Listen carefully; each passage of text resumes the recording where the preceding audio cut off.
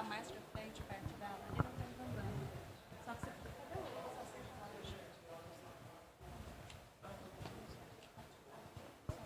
hora que eu tiver um monte de expressão, tá, aqui vai passando, né? então só espera aqui, ó. Você vai ser segundo mesmo a Sarina.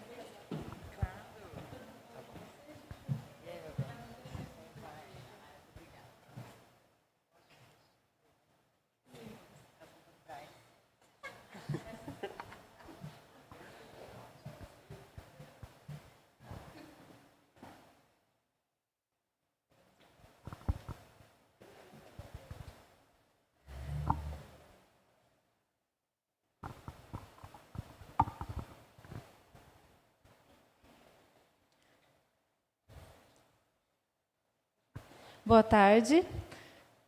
Agradeço a participação de todos. Espero que todos estejam bem. Nós vamos dar início, então, agora à quarta.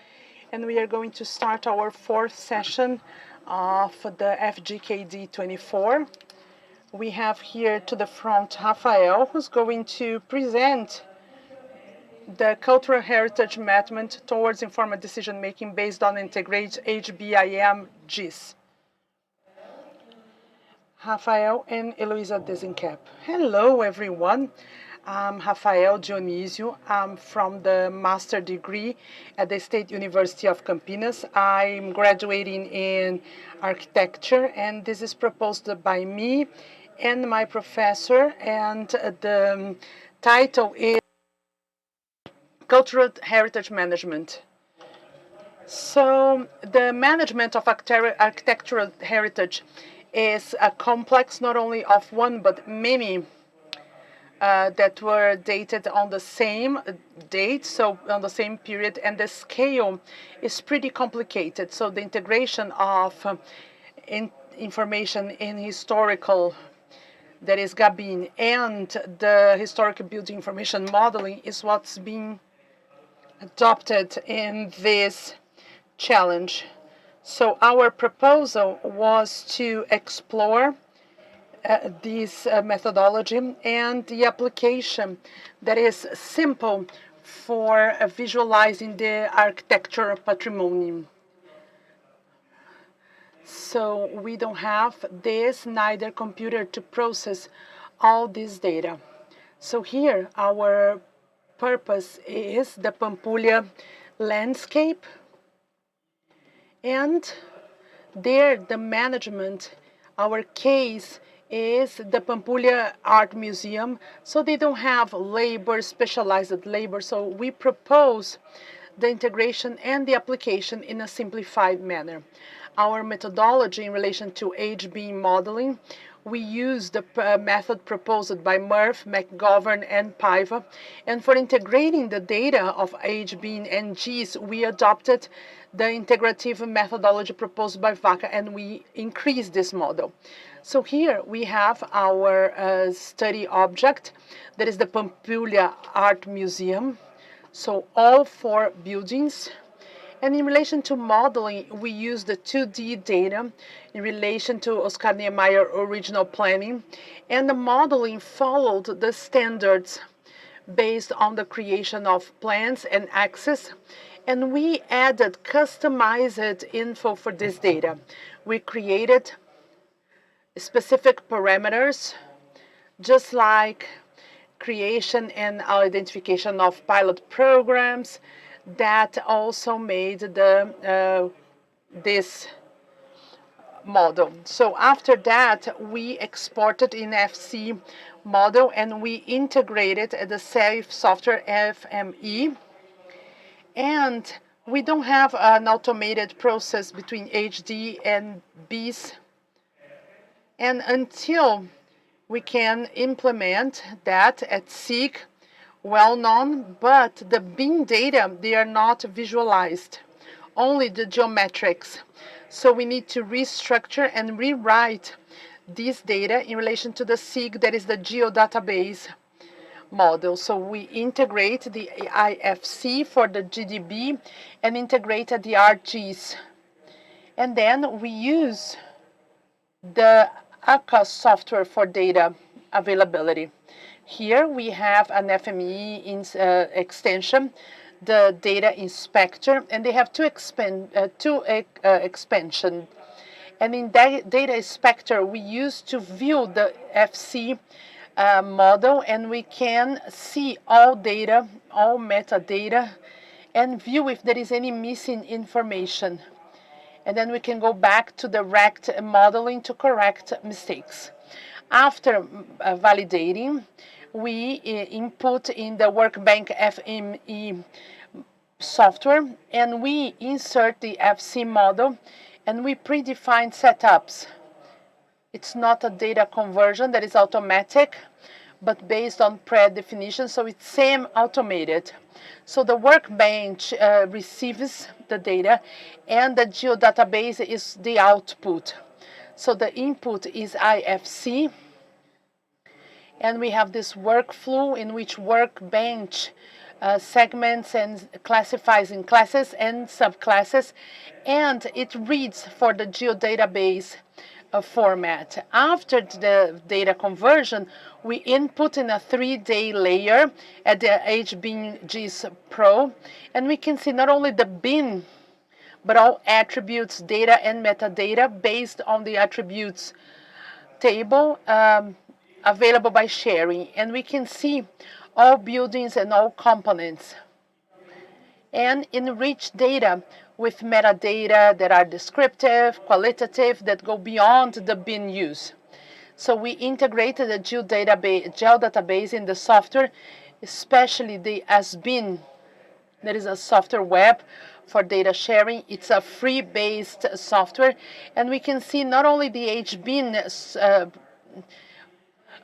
and we can have analysis incorporating data and metadata that go beyond the conventional modeling.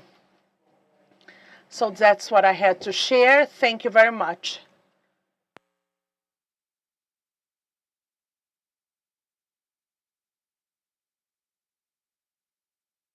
I would like to open for questions. If you have any questions to Rafael, please let me know that I will take the microphone to you. Marcelo, I have a question. Rafael, I don't know if I missed the beginning. How was the data acquisition made? Initially, the data acquisition was with the 2D existing data. We collected from different means, mainly those that the city government provided us, and the original drawing of Oscar Niemeyer, but we didn't have a digital reading. That's a future work we advise. In the future, we collected data, and now we are going to move for writing all that. So we managed to have 3 constructions of the Pampulha group, the art museum, the ball house, and the church. But we weren't able to access, and this takes a little while, and that's part of my master degree project. Thank you, Rafael. Congratulations. Now our second presentation. I apologize. I'm Thalita Dalbello. I'm an architect urbanist, a researcher of CEUCI. So now I will call the second speaker. That is the first. We did some inversion here. The second paper is Peri-Urban Agriculture in the Consolidation of Innovation Districts, the Paris-Saclay case. Laura Martins de Carvalho, Marcela Noronha, and Emilia. Laura will be here presenting. Laura, you have 7 minutes.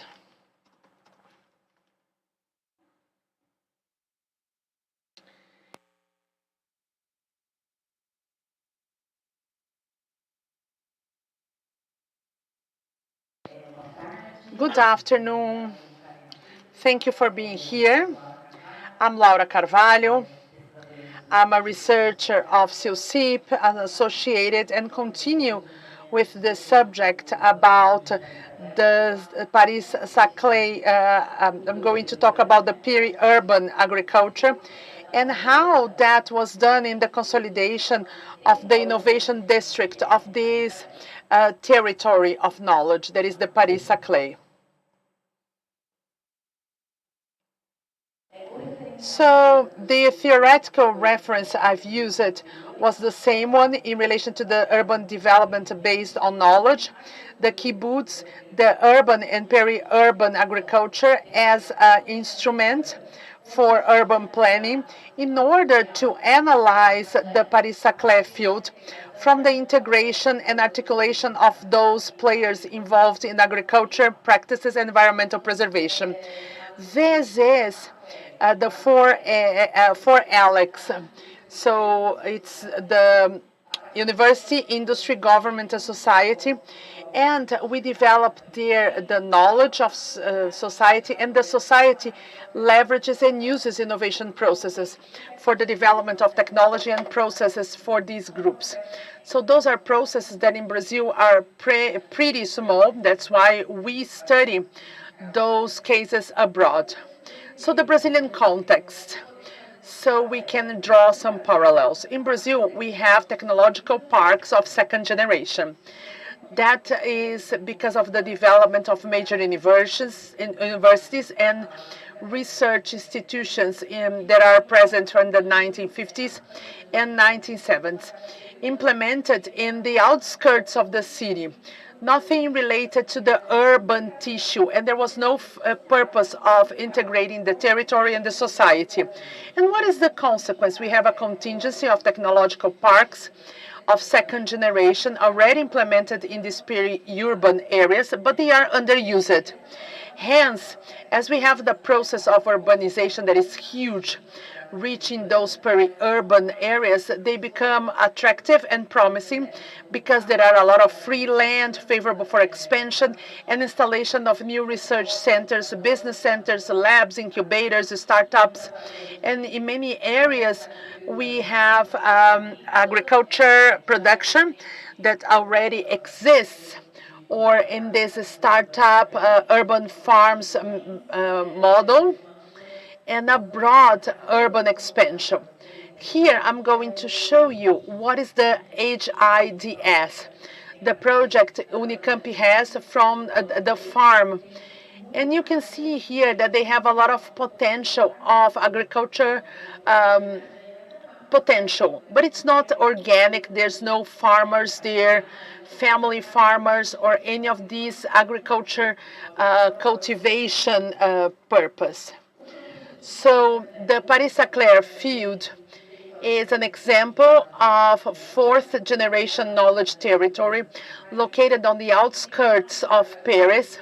And the differential is it has a traditional agriculture present that offer innovative solutions to use the urbanization with the environment, and that's why it's so important for Brazil. In this peri-urban area, we can see this urbanizing trend where we have agriculture activities and also native forests. Here we have the map of Paris-Saclay. You have the university centers, the Paris-Saclay campus. We have different technological fields there, and an agriculture field that dates centuries ago. So those farmers suffered with urban expansion, and they got together in order to form the TRST. So the method I used was bibliographic research on the Web of Science, knowledge district, peri-urban agriculture, agriculture urbanism, knowledge production, and urban agriculture, and Paris-Saclay, and also in Google Academics in French and Portuguese. I analyzed reports at the TRST. It's the association of these farmers from this Paris-Saclay region, responsible for the articulation of players with the university and the public power. So from data analyzed, I managed to organize them in four analytical categories: the history of region occupation, governance, articulation, and with stakeholders, and the territory.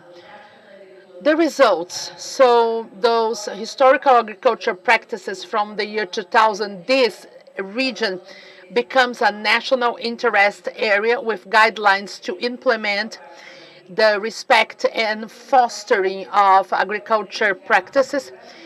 protected by specific legislations. That's the gap in Brazil. We don't have a legal framework for that. Partnerships between the universities, the public power, private power, and organized civil society. In 2001, we have the TRCT Association. In 2010, we have Natural Protection Zone. It's called ZPNAF, makes non-urbanizable the natural spaces that comprise the territory. All that managed by some boards and professional managing boards. So a group of professionals to manage the territory and make those public policies to be followed. So the multi-stakeholder territorial articulation. So those are support actions, projects that are integrated among themselves with a strong presence of applied academic research responding to social demands. So we can see the capillarity of these articulated actions between farmers, university, and the public power, and also the private initiative. So there is this strong articulation. For what? To have the production of this food territory. It's a food project from the plateau, it's PAT, in order to understand the perception and the needs of the partners, the farmers, and we have different projects there. Distribution and consumption in short circuit, sharing of resources that for agriculture is important, context and experiences that exist in the territory. In the article, I bring all the details and the conclusions. It's a territory of fourth generation, and the demands of local population relates to the needs of farmers that demanded a bigger participation of the society, as well as the creation of public policies and models of governance to preserve the environment and the pre-existing agriculture. For the Brazilian case at the universities and technological parks localized in peri-urban areas, this French case is an example of the society involvement organized around the agriculture and the prioritization of environmental preservation. There are some important drivers for innovation. So here are my references. I thank you. The funding from FAPESP for my PhD. And if you have any questions, I'm here available. And let's talk. Thank you.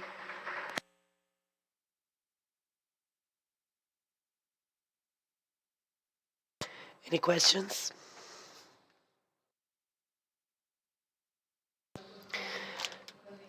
So now I'd like to invite Laura to take a seat because she'll present her second paper on the contributions of Tactic urbanism. Perfect. Continue. Well, I'm a sociologist, and my subject has always been civil society, organized civil society around sustainability. So here in Campinas, I'm going to show the partial results of my research from my postdoc, and it relates to urban collectives and how they act, which are their perceptions in relation to HIDs and PIDs, and the ideation they have from that, and which are the contributions for the knowledge territory. So the theoretical reference is the Keyboot, but relating to tactic urbanisms and smart cities. And I'm not going to dive deep due to the lack of time, but the communication with the digital area.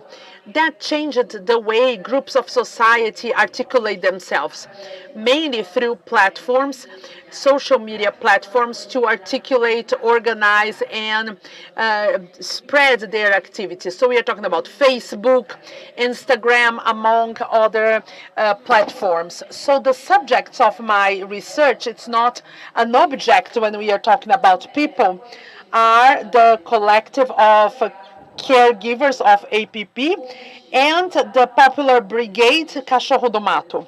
The purpose is to explore the relationship of them with the public power in relation to the International Hub of Sustainable Development, the innovation pole, the Sustainable Development and Innovation pole, and the technological parks that include the participation of civil society and how they use communication technology to organize their activities.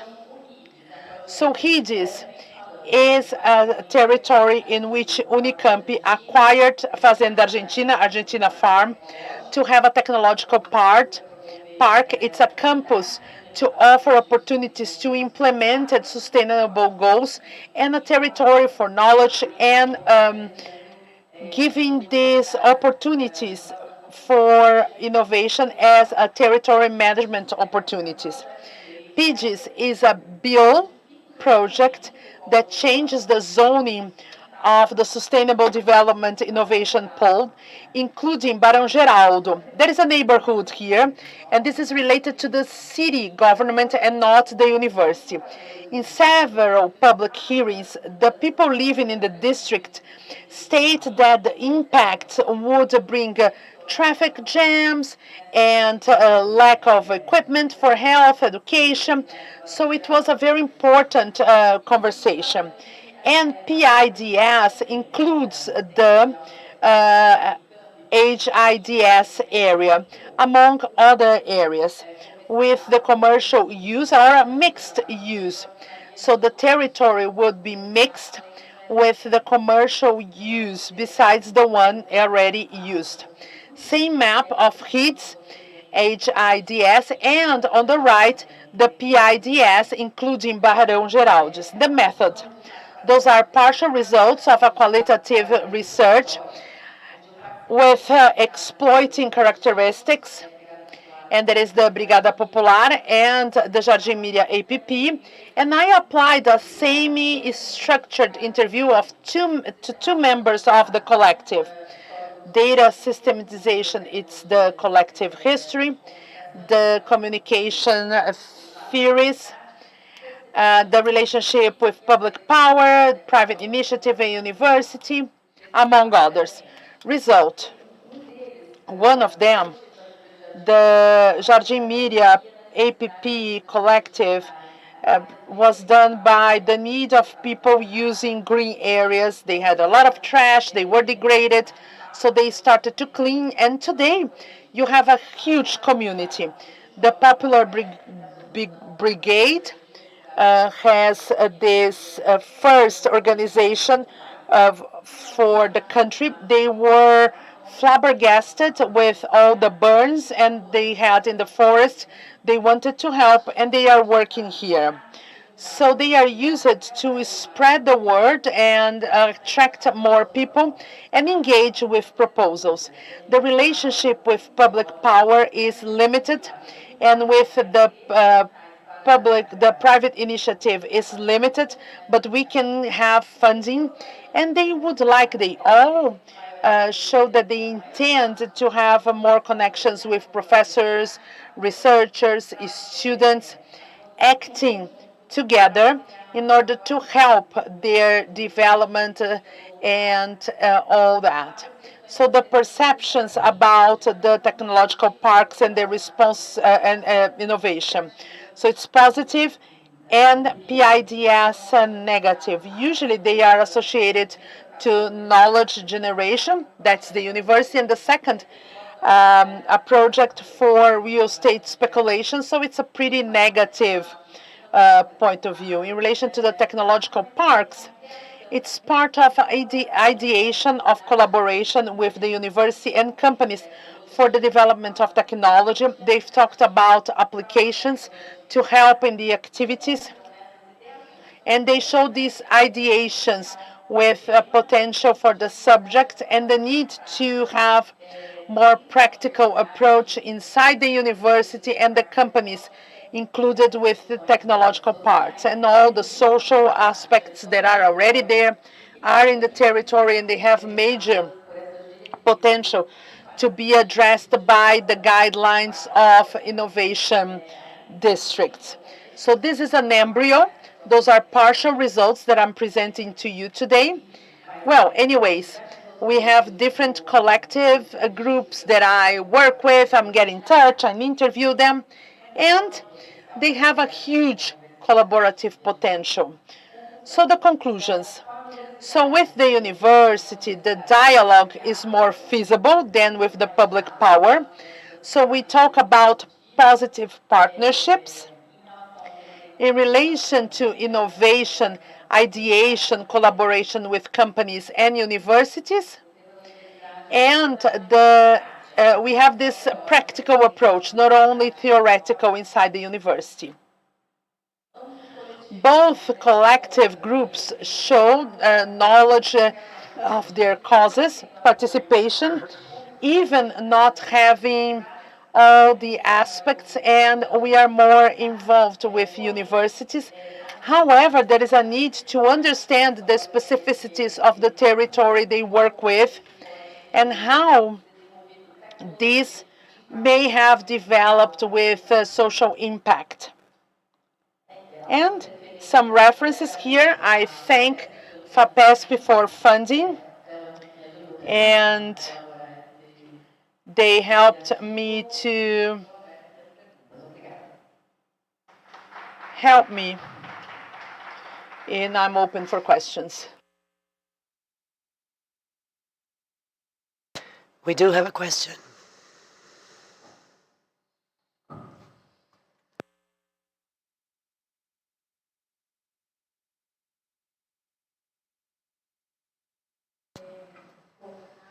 Good afternoon, and thank you, Laura, for the excellent presentation. The concept of tactic urbanism is not one I'm familiar with. I know a little bit about it, but in light of what we saw in the morning, especially Victor's presentation, as you've mentioned, I was thinking if you know and you could share with us a little bit if the application of urbanism, tactic urbanism, was incorporated in other contexts, and if so, which ones? When we talk about collective, of course they are somehow similar in their composition, but they also have differences. So depending on the context, well, one is collective, the other one is another group, and they have some differences. So I don't know if you know, and if you could share with us about that, if you've seen any other study that brings this application and try to share with the collectives and how they, well, if that can or cannot have an interface with the work you have been developing. So can we apply somehow the same concept, the same methodology that is used in different places? Yes or no? So we can we adapt? I got this idea on my mind. Comparison, of course, when we check Boston and everything, we say, oh, but Monterey. What did you see in Monterey? Is there anything similar? Well, I took a long time to ask my question. I apologize. Thank you, Milena, about your question. In relation to tactic urbanism, of course, take into account Brazil's characteristics. What are the collective groups? So they are groups of people, citizens, engaged citizens, that when they are in awe by the lack of concern from the public power with certain areas, or thinking about using public area for collective purpose, they take the ideas and the space and the terminology started in the US. So, and we need short-term purpose to have small vegetables and leaves plantation, mainly in relation to bicycles. They went to that avenue, new demands and legitimization. So this is not something from the public power. It was the organized civil society who wanted to do that.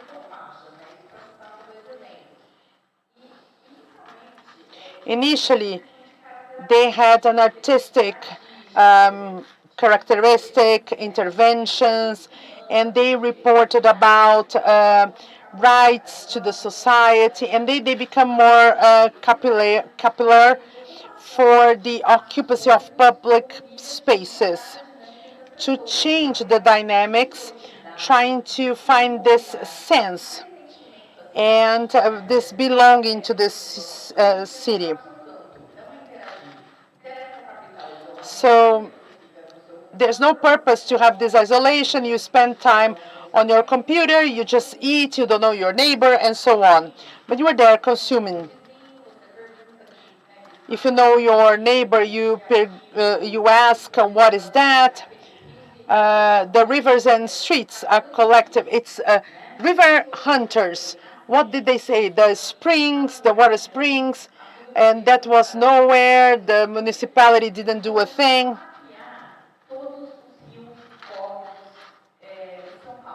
So they mapped all the rivers and creeks. In the case of São Paulo that I followed, in relation to Calavizone,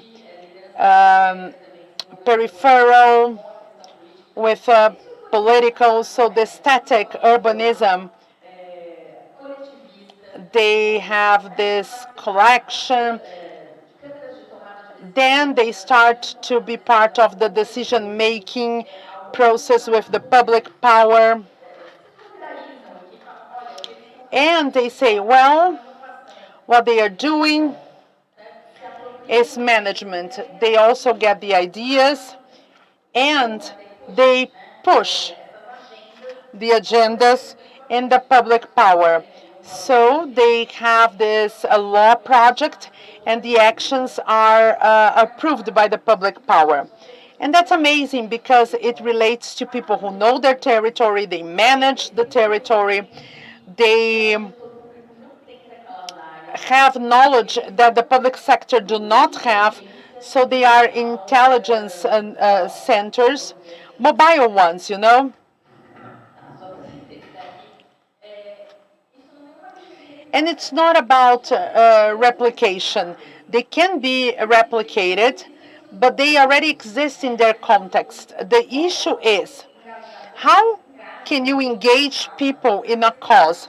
That's the matter, you know, how people are interested in getting engaged in your territory, your neighborhood, and that's the challenge, because the person who wants to transform is there.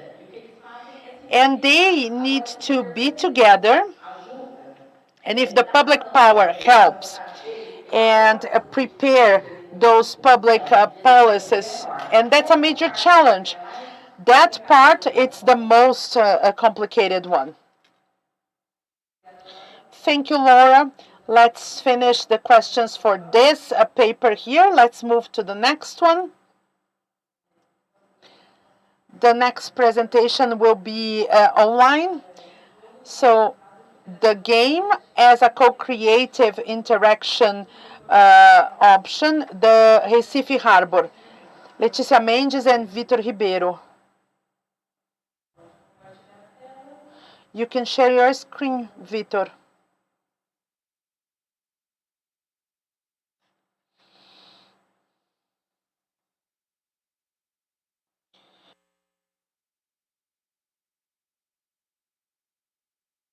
I apologize, Victor. Good afternoon.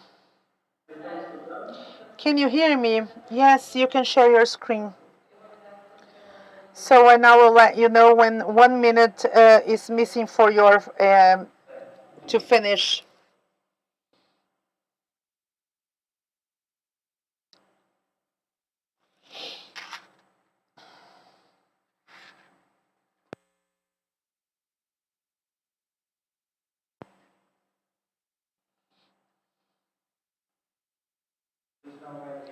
Can you see my screen? Yes. Okay, full screen. Great. Can I start? Yeah. Great. Good afternoon, everyone. My name is Victor. And I would like to present my work as the game as an artifact for co-creative interaction as an innovation environment. So this paper is written together with Leticia Mendes, my mentor, and it's my PhD paper for this. Our research starts acknowledging the context and information based on socioeconomics. And this contributes to the urban context. And despite all transformation, we have an increase of the economic and environmental sustainability. And that is something constant. Based on this scenario, different debates happen for developing alternatives on how we could deal with this situation. And innovation becomes an alternative to continue developing the society and the urban environments aligned with the social, territorial, cultural, environmental agenda. And we can see that there are some players, and there is even a mixture in the concepts as if innovation was anything new. But that's not the case. We have this need to innovation bringing added value and transform structurally a reality based on what is offered. Other players will talk about the importance of innovation as a system with transformation not only based on technology, but also in social instances. And the innovation will come from the legal framework, and it is to think about innovation, and this will happen from the US, and we have the Brazilian reality connected to the production of knowledge. And we have two models. The first one is the triple helix model. And we have a criticism to this model, that is the quadruple helix, with the need of participation. Understand that the triple helix is not enough. We need to add another player in order to have a holistic development. We have this problem, that is the complexity generated by the negotiation of those stakeholders. But if you add the fourth one, it becomes even more complex. So we have this dynamics of interest. They are pretty conflicting. They are divergent, but and we would like to connect through cooperation and knowledge sharing in order to have this approach. So the major challenge of our research is to think about interaction between among the stakeholders, in fact. So how can we interact in a way that can be co-creative, so we understand that the participation of everyone is happening, and we can develop local interest in a more transversal manner. So we have a diagram here, the traditional one, in which we have a university providing knowledge, and then the private initiative companies providing human resources, and the public power with all the opportunities to make these dynamics happen.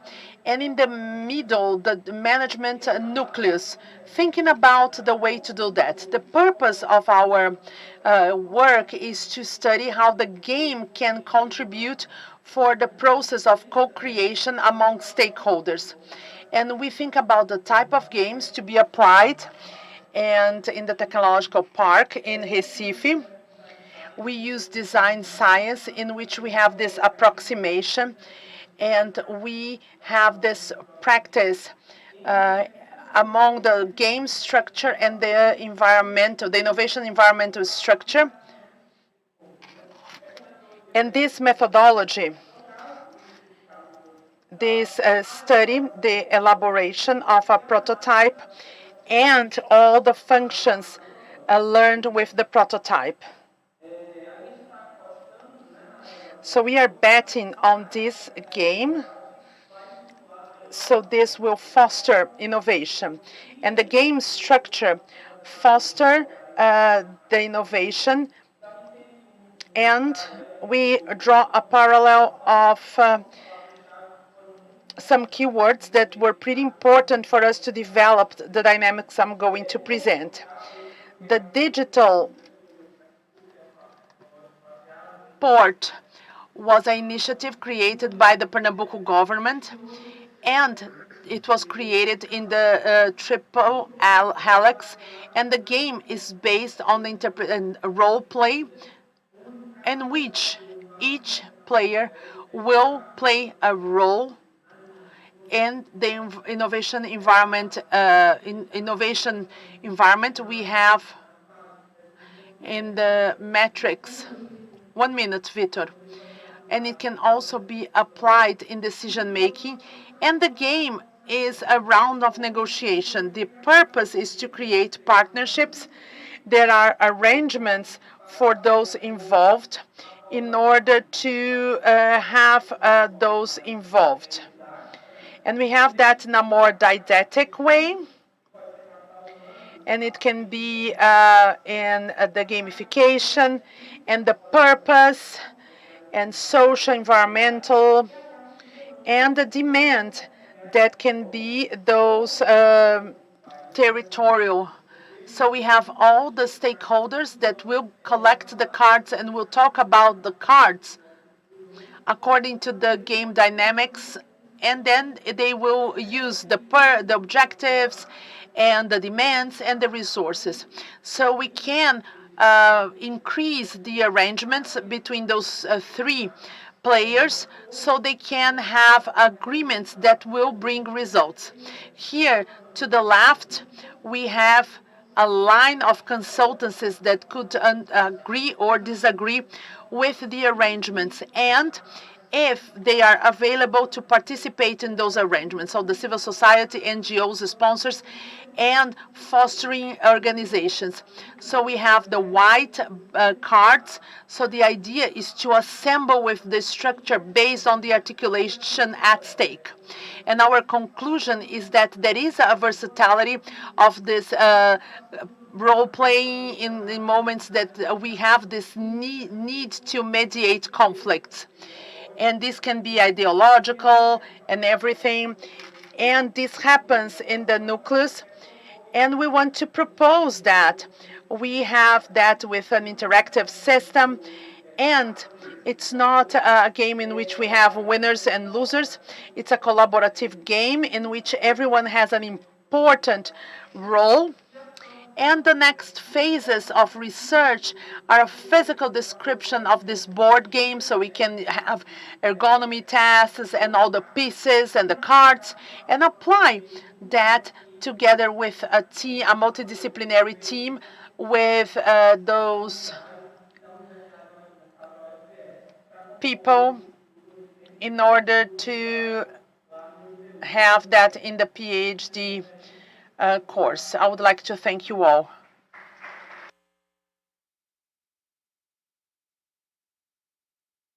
Thank you, Victor. Congratulations. I'm not going to open for questions because time are pretty tight. So questions will be at the end. So if you can stay. So the next work, it's going to be online. Knowledge District prioritize health development from Simone Trevisan and Maria Speranjo.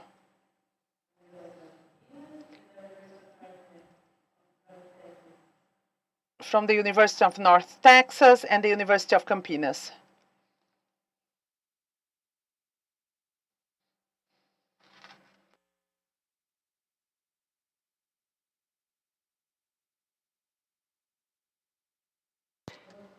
They are not online.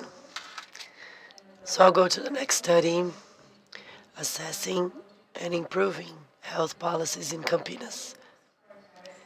the use of Scorecard Saúde by André Munhoz Ferrão. Are they with us?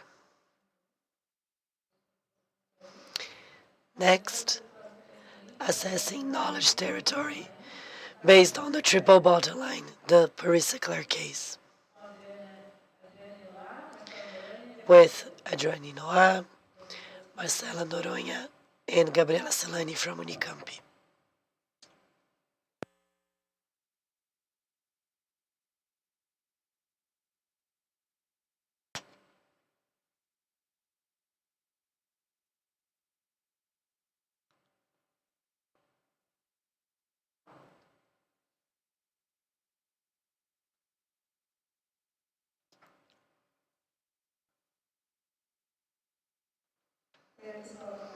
Hello, good afternoon.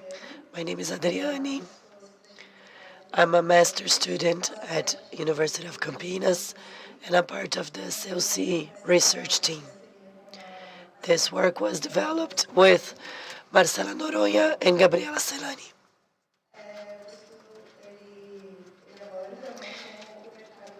The idea is to discuss the knowledge economy and how it's gaining importance. With that, the accumulation of human capital are the main drivers for economic development of a territory. Hence, to concretize the knowledge economy, many cities around the world with potential, they created scientific and technological parks. Their purpose are to increase the richness of communities, create an innovation ecosystem with support to startups, fostering collaboration, and it has an essential role in creating connections among institutions. So those scientific parks went through an evolution throughout time, and they adapted according to innovations models. And according to what and how they evolved. This image, for instance, shows some examples of technological parks from different places, like Stanford, that was the first scientific park in the 1950s. It's based on the linear park, and we have the university and companies around it. Then we have the Sophia Antipolis.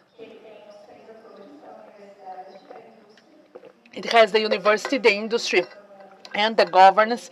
It's the triple helix, 22 at as the third generation. It includes the society as a fourth element, a fourth player in the innovation model. And last but not least, the fourth generation model, that is the Paris-Leclerc. They include the environment, not only in a sustainability, but also a catalyzer for the development of the territory. An example is the Paris-Leclerc that Laura has already mentioned before. And it's an example for the fourth generation knowledge park, including strategies for transition from second generation to a fourth generation, and that uses Kabut as the knowledge-based urban development as a paradigm for development. As the image shows, it's located in the south of Paris, in this major area, in the first economic business was agriculture, but throughout time, some universities, research institutions got installed in this territory, creating this, and there is this place for knowledge. With that, in order to gather the equipment, they created the Papis urban structure, offering a live environment in which people would want to live in the territory. However, with this urbanization proposal that threatened the agriculture legacy, farmers got together to protect the land. And as a response to the adversities, the urban operation had to create different sustainability activities and mitigation of climate challenges and the unorganized urban expansion, respecting the natural landscape and the agriculture. So the purpose of this research is to investigate the strategies and approaches in the transition of a second generation scientific part to a fourth generation, with an example from the Paris-Saclay district. And we contribute to a qualitative analysis model for the application between different scientific parks and knowledge territories. For that, we use the methodology with a critical review from literature, case studies. This critical review is to give a context of the scientific and technological parks, innovation, and to define how the triple bottom line could be applied in analyzing this knowledge districts based on sustainability, includes social, economical, and environmental points. In parallel, we use the case study to investigate and dive deep in the Paris-Saclay environmental and socio-economic dimensions. And as a result, from the review of the study, we used TBL. From the studies that use a TBL in urban analysis, it was possible to evaluate the work as the more adequate for the research. So tables were created and adjusted to compile the good practices in the Paris-Saclay cases. And they were for comparing and transferring well-succeeded measures. So here is the table structure. In the article, you can see better. This is the economic, social. I have other criteria, the indication of Paris-Saclay that were used there, and all the results observed. As a conclusion, the results of the triple bottom line in the Paris-Saclay analysis show the relevance of synergy among the dimensions. For instance, in this diagram in which we have how each dimension influences and benefits among themselves, this holistic approach shows how this can foster progresses and bring in this interconnection and this mutual dependency. In relation to Paris-Saclay, they exemplified the criteria adopted that fit the approach and the evolution from the second to the fourth generation. And last but not least, despite the concern of the society and the environment, there are still criticism in relation to the preservation of agriculture and the integration with the existing players. However, initiatives from the bottom up defer Paris-Saclay, making it more attractive in relation to other territories that adopt a top-down approach. And that's it. Thank you.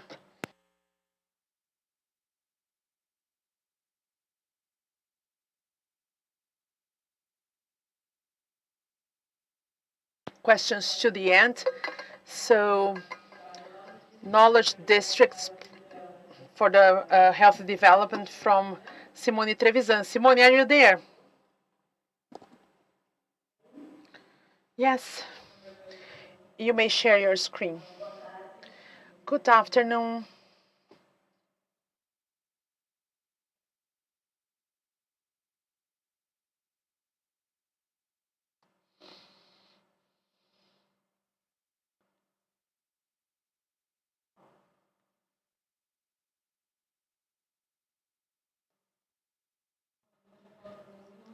So by the time,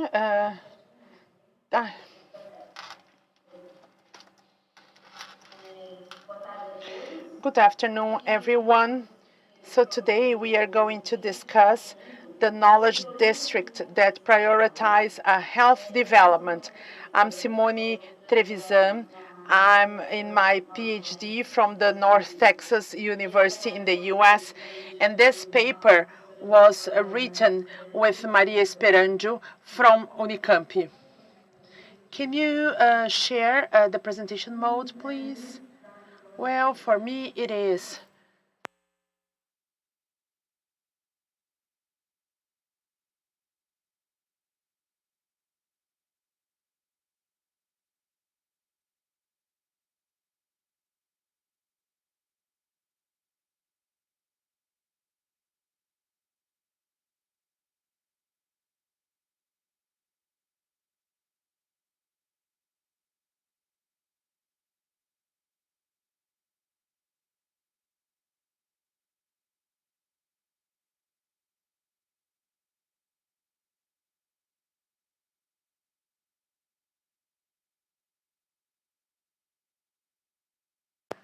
Well, the 21st century brought many challenges like wars, hunger, environmental emergencies that impact public health.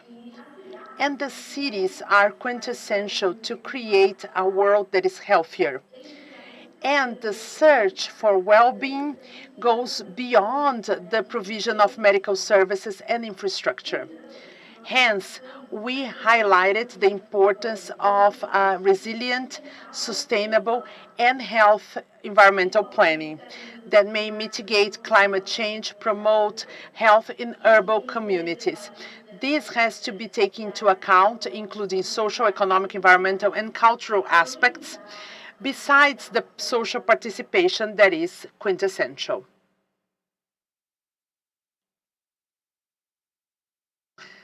So this paper aims at identifying and systematizing in a broader way the strategies and criteria used by services in the national and international municipalities to establish the growth of the knowledge districts and also in the concept of health.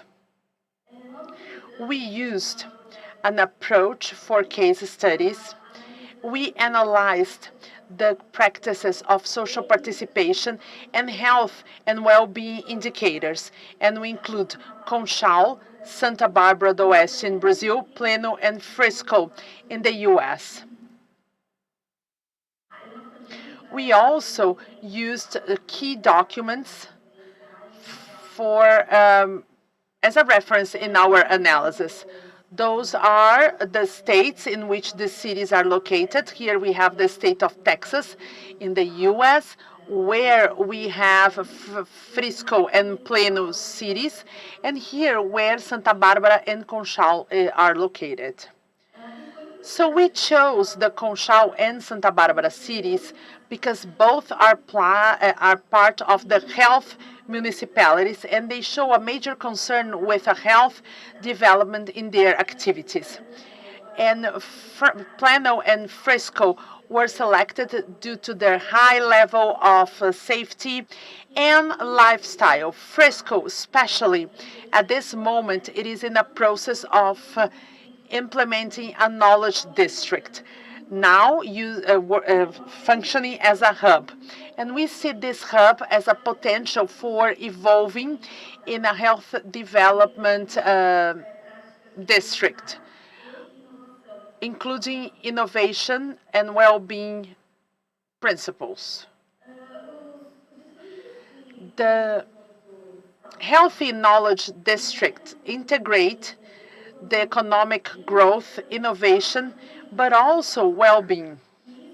And that includes the collaboration of companies, research institutions, universities, startups, and the civil society.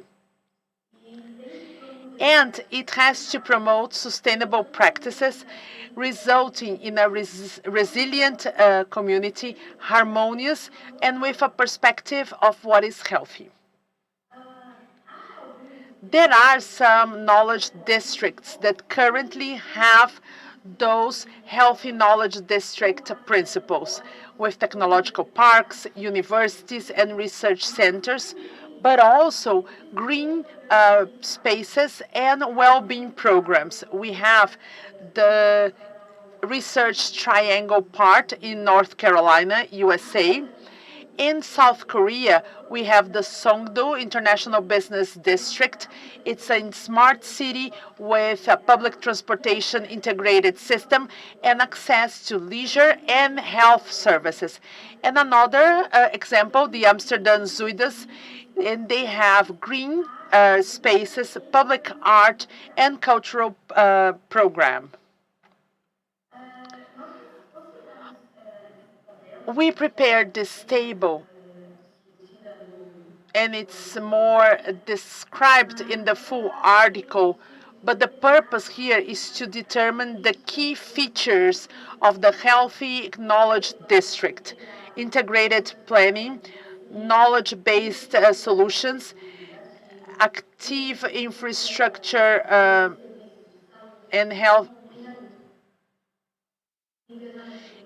community engagement, monitoring, and adaptation. These characteristics need to be combined to create a healthy urban environment in which physical, mental, and social well-being is promoted through planning that is careful and with the active participation of the community. Of course, we have some challenges here in order to have these healthy districts, but it's important to have social participation, mobility and accessibility, and solutions that are quintessential for the district, and also balancing of priorities. It's important to balance the economic development and the well-being of users. Well, to conclude, when we integrate the health and knowledge district with this approach that promotes health, we proposed the healthy knowledge district with an integration of physical and mental health, intellectual growth, and innovation. But it's also important to highlight the need, the continuous need, in fact, of having integrated aspects searching for health spaces. So it has to be in constant transformation and improvement, observing the needs of the place and the balance of all activities. Here we have our references. And I would like to thank you for your attention. Thank you, Simone.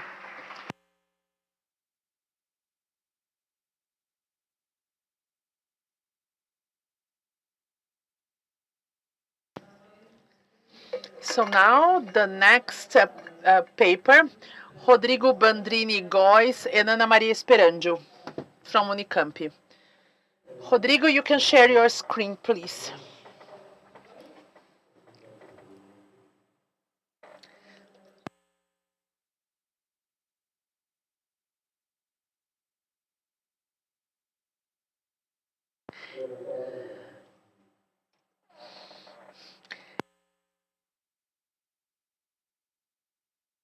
Can you see my full screen? Yes. Good afternoon, everyone. I'm Rodrigo Blois. I'm a civil engineer. I'm a master in architecture, and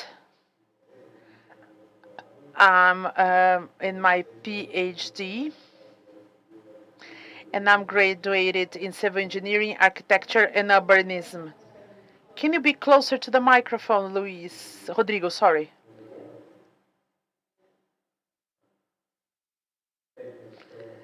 Well, I'm Rodrigo. I'm a civil engineer. And I'm working with my PhD dissertation. Well, this research was done together with my mentor, Professor Ana Maria Esperandio. And the title is Approximation Between the Knowledge Districts of Fourth Generation and Smart Cities. Here, a context in which the problem is introduced. the complex challenges for public management in the 21st century. So all the sectors that are living in this difficulty. So we have fragmentation and sectoralization, the social abysm, the climate change and social financial dependencies, and the technological revolutions. Just to reinforce the fragmentation and the division in sectors, this is a problem not only public administration, but all sectors of the society. And this separation between knowledge is something that concerns and potentializes our challenges. So here's the objective of my paper, that is to indicate the convergences between the Sustainable Development International Hubs, that are the HIDS, and the projects performed in the municipalities participating in Health Cities movement here in Brazil. The purpose of these convergences is to understand the relationship of healthy cities and the knowledge, the fourth generation knowledge districts. So the projects and everything that is involved. So it all has this potential of breaking paradigms. In order to perform our paper, we identified the convergences by means of observation among the results obtained in two analyses. The first one came from the dissertation in the PhD from the author and some interviews with participants for the project. The cities were Santo Amaro, related to health municipalities, and the city of Será, that is from the Pernambuco health cities network. So those are the results that we have, and we adapted the category and the analysis. And the second part identified some characteristics of the scientific article, placemaking in the design of knowledge-based urban development, and Noronha Silva et al., considering the development processes of the HIDSs. So here we have the results. Those are the results of the interviews, and it's in my PhD dissertation. You can access and check it out. We had 3 themes. So we had intersectorial approach, social participation, and urban planning. And we had volunteers, local leaders, and the categories that were included are related to social participation, engagement and creativity, collective movements, sustainability, approximation of the academy, social technology, and belonging. And in relation to urban planning, we have leadership, local leadership, planning with structuring agents, and we also have policies and the incipience of the urban planning. All that in relation to the projects performed in the city. Here we have the characteristics that were identified in this article with a theme analysis. So the characteristics were collaboration among different sectors and stakeholders for an integrated urban planning, the valorization of the social participation and community engagement, so the potential of the social capital and local innovation, in technological innovation and social innovation, creative and engagement of the community.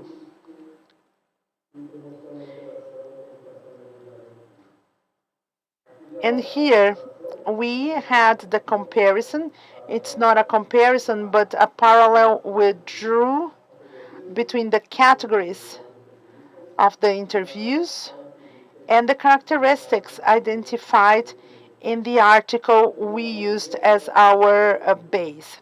So we see a strong correlation, and in relation to the HIDS, we would have some points identified and the promotion of the health aspects.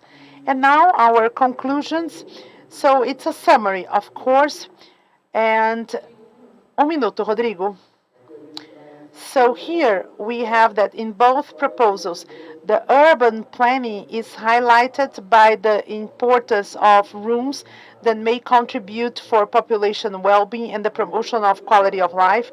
The intersectorial approach and the social participation are quintessential for the performance, and its strength is the correlation among the proposals. Sustainability and the social development aspects are very important, and the academy plays an important role. So we still have to conclude that the fourth generation districts propose an integration of the multidimensional sectors, and they have a new infrastructure for the territory, having management just like the CIM and the PPGIS, while the project in health municipalities present social technology considered mild, low complexity, and easy reproduction. It also indicates that a larger scope of HIDS or DOT, the digital means of communication, and the management instruments, which may justify the incorporation of health cities concept. Those are mild social technologies and its assumptions. We suggest new researches to identify the potential of diversification of social technology, mild social technology in the context of the fourth generation knowledge district.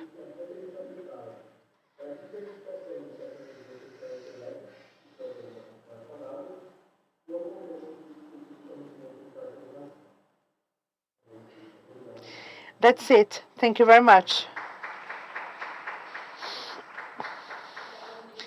Thank you, Rodrigo. Congratulations.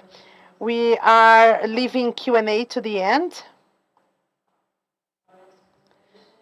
A nossa próxima apresentação é da Universidade de Libais, esquema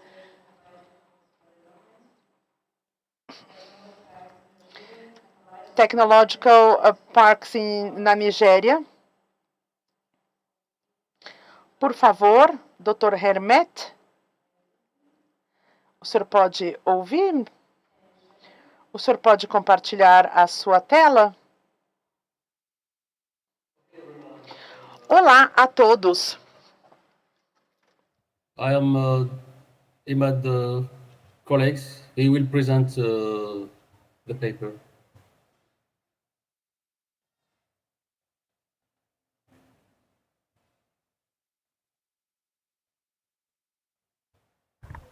You can go ahead, please. Imad.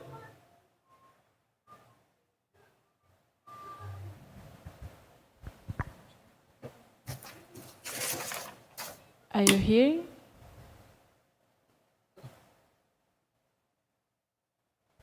Imad, go ahead.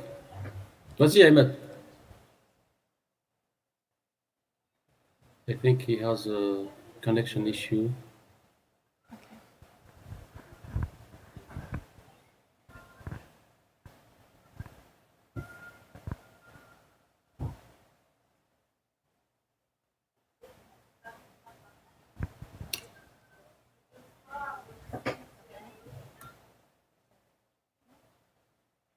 Imad.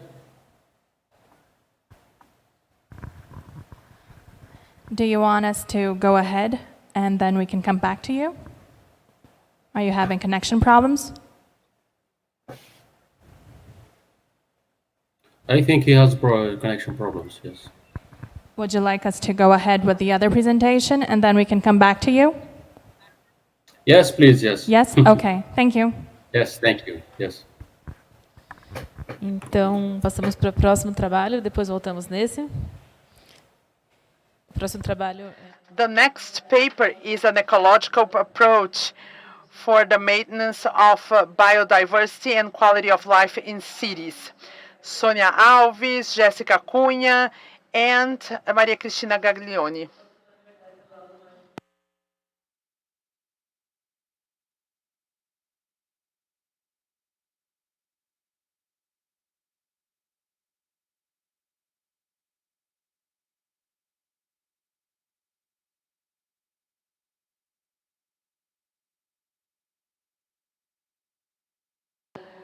Good afternoon, everyone. I'm Sônia Guimarães. I'm a researcher at the State University from the north of Rio de Janeiro at the Environmental Science Lab. So we know that urbanization causes changes in the environment that most of the time cannot be reverted, like the impermeabilization of the soil, the remove of vegetation, and that for biodiversity represents a lack of food and lack of places for the nests and everything. And that takes to a reduction of biodiversity that is something that we have been facing currently. So our model of work, we use bees. Why bees? Because bees, they are the major pollinizers and they pollinize most native.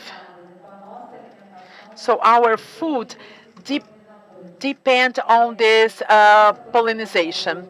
And with this biotic version, we have more fruits with better quality. So that makes an increase of the food available and the reproduction of food, increasing the diversity in urban environment. Besides that, the ecosystem of pollination comply with 15 out of 17 of the Sustainable Development Goals. And the major purpose here is that when we talk about bees, people get really scared because the bees people know are those Apis mellifera bees that sting, and most of the time they represent a danger to the population. And we have more than 1,500 species of bees living in the urban area, and we don't even notice them. And bees, they have different characteristics and different needs. For instance, in relation to diet, we have bees that use a lot of plant species and some that only use few plant species. In relation to the place they build their nests, some use cavities in trees, and others use the soil for placing their nests. And in relation to how social they are, we have social bees, that in Brazil we have a major group, quite representative. Those are the species without the sting. And most of them are solitary. And in relation to the green areas, those urban green areas are paramount to maintain bees, for them to live in the cities, as well as becoming a source of pollination for the surrounding areas.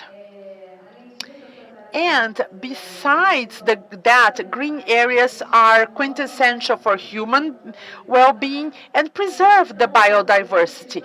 However, the major issue is that it's not any green area that we need. We need to respect, we have to have an ideal design and a management that takes into account the ecology point of view to keep the ecosystems working.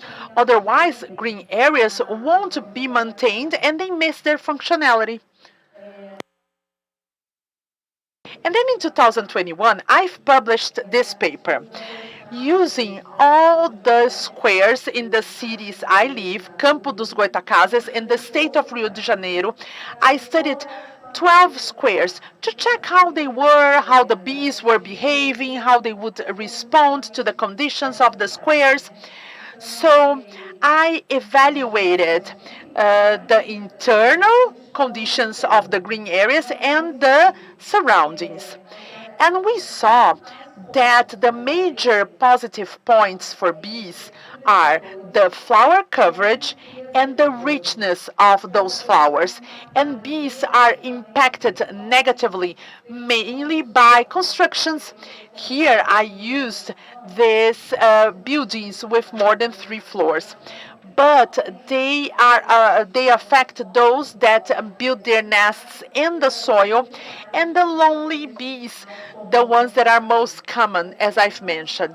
We found 4,342 bees on the squares. So we have bees around the city, and they belong to 41 species, 80% socials, and 13% lonely. And this is just one proposal of what could be done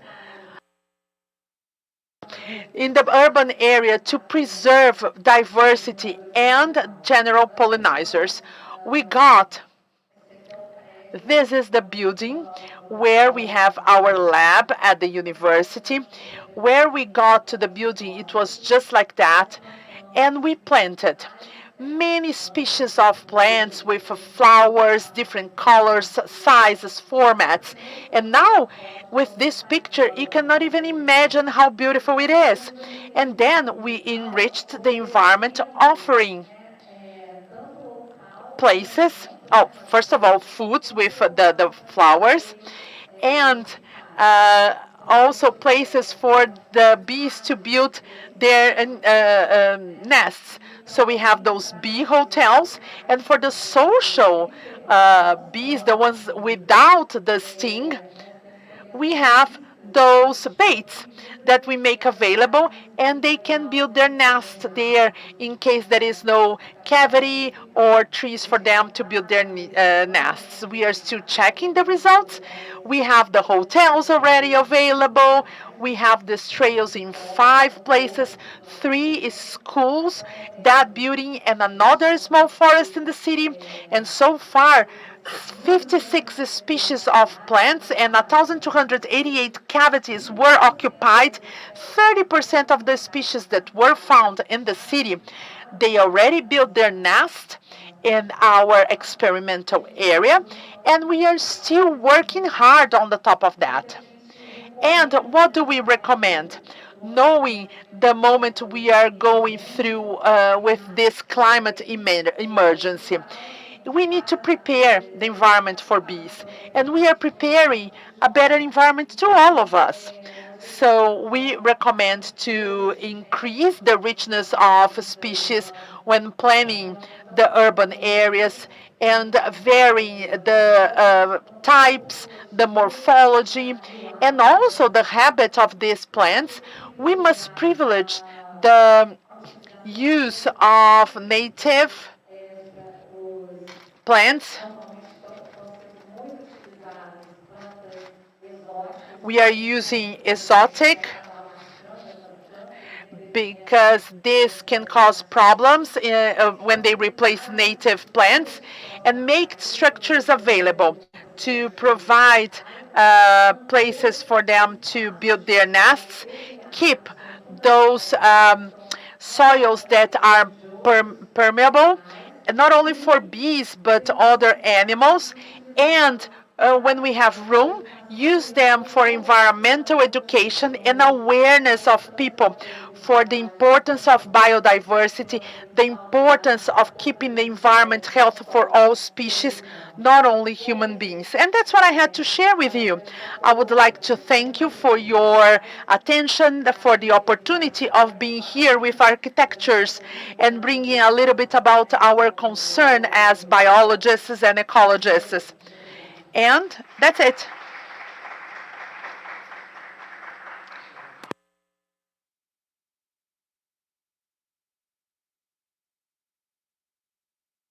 Thank you, Sonia. Thank you very much.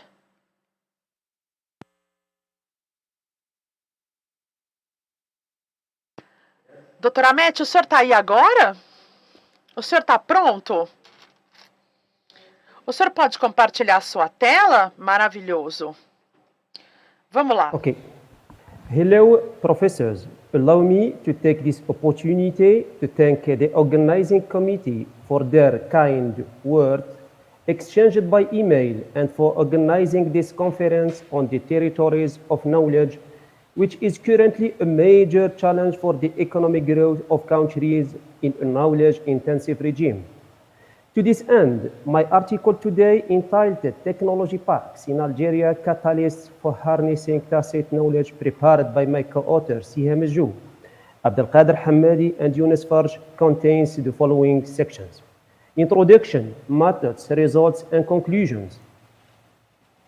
In the beginning, as shown by the studies presented in the table, despite an abundance of research over the past 2 decades on the importance and challenges of technology parks regarding the diffusion of knowledge among the various entities they host, the issue of tacit knowledge sharing within these parks remains relatively unexplored. In this context, we have tried to combine 2 major concepts, that of the technology park and that of tacit knowledge in privatized public SMEs, to answer the following main question: to what extent can technology parks act as catalysts to exploit tacit knowledge for the competitiveness of privatized public industrial SMEs in Algeria? Within this framework, field research was undertaken between 2018 to 2022 in 2 parts. The first phase was conducted inside the Sidi Abdallah Park in Algeria to assess the services provided by public incubators and the profile of tenant companies. The sample consisted of 55 companies situated within the incubator.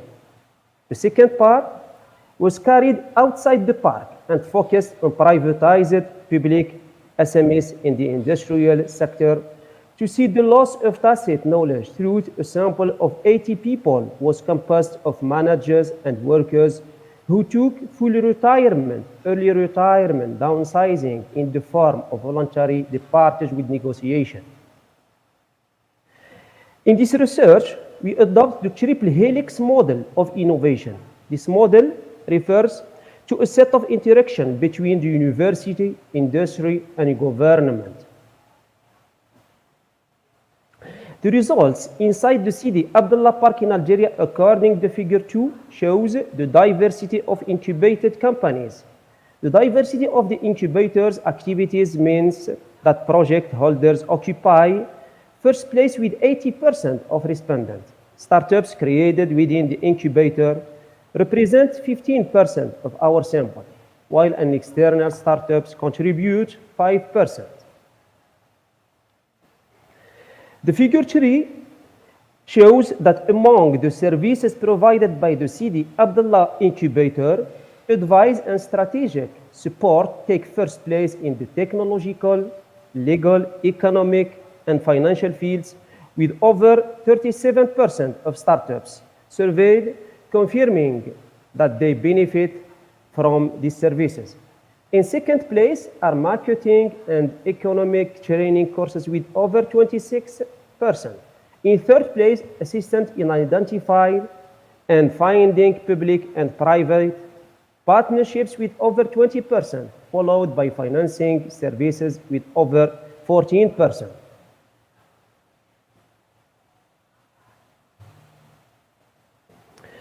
The results in Table 2 show that the public sector industrial SMEs is experiencing a significant loss of tacit knowledge. Out of 80 people surveyed with professional experience and apprenticeships, only 15 managers have joined the private sector. But unfortunately, they continue to work to the same routine. On the other hand, the other categories of staff, full retirement, early retirement, and voluntary departure with negotiation, have seen their learning process come to a halt, and their professional experience is not valued.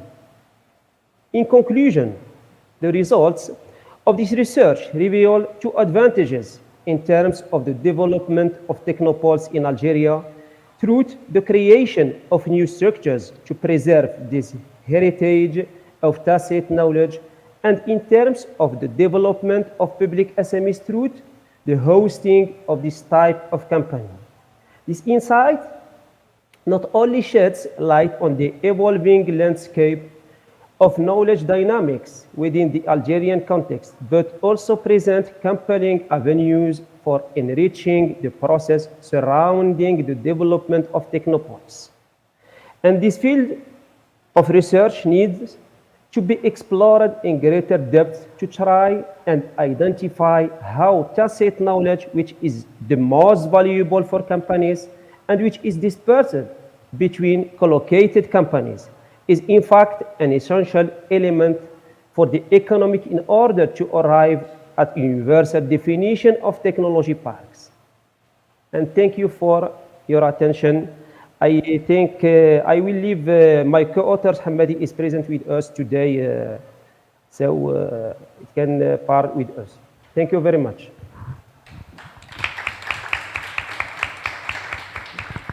Thank you very much, Dr. Ahmed. Thank you.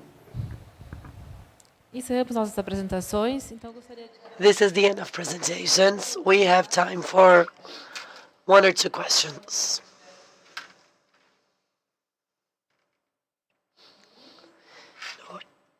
No questions. Thank you very much. We are available for comments and suggestions. And now we have a coffee break. Thank you.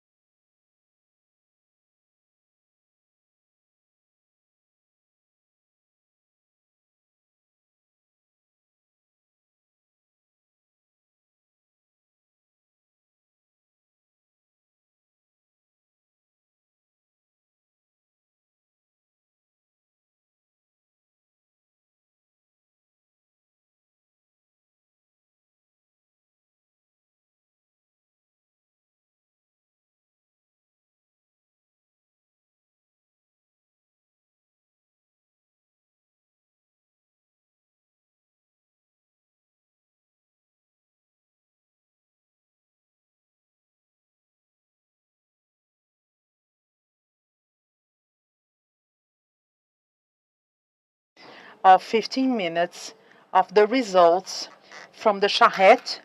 Vitor will explain what charrette is. It was done on Friday and Saturday. And right after that, we are going to move forward with the last keynote of our day. Thank you, Victor. How are people outside?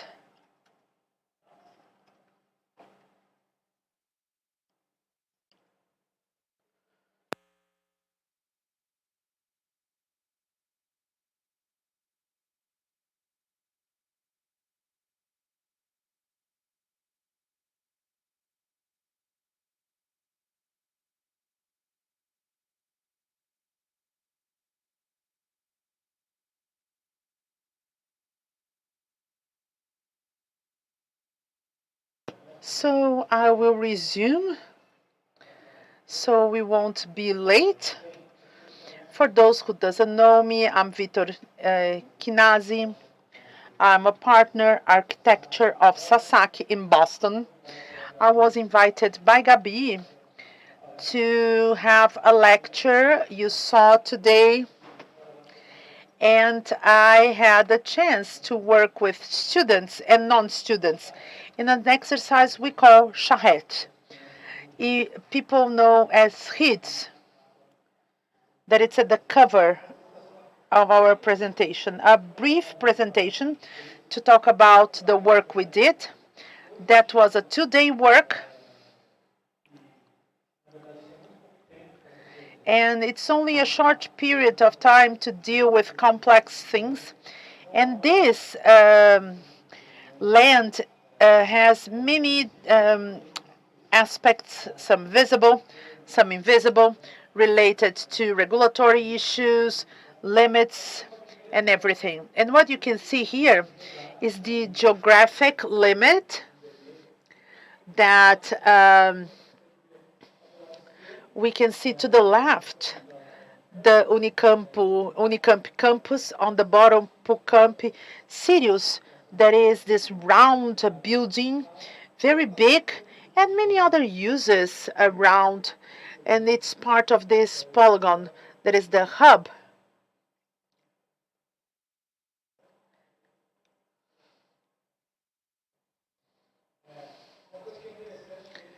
So something that is pretty interesting, and we looked, and once again, it's determined of what talks about the land, is that it's not a flat ground. We have slopes, and that determines a set of issues for the design.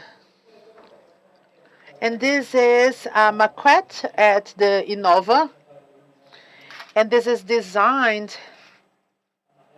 in this yellow part. This belongs to Unicamp. And it's pretty important to see that this green part are ecological corridors.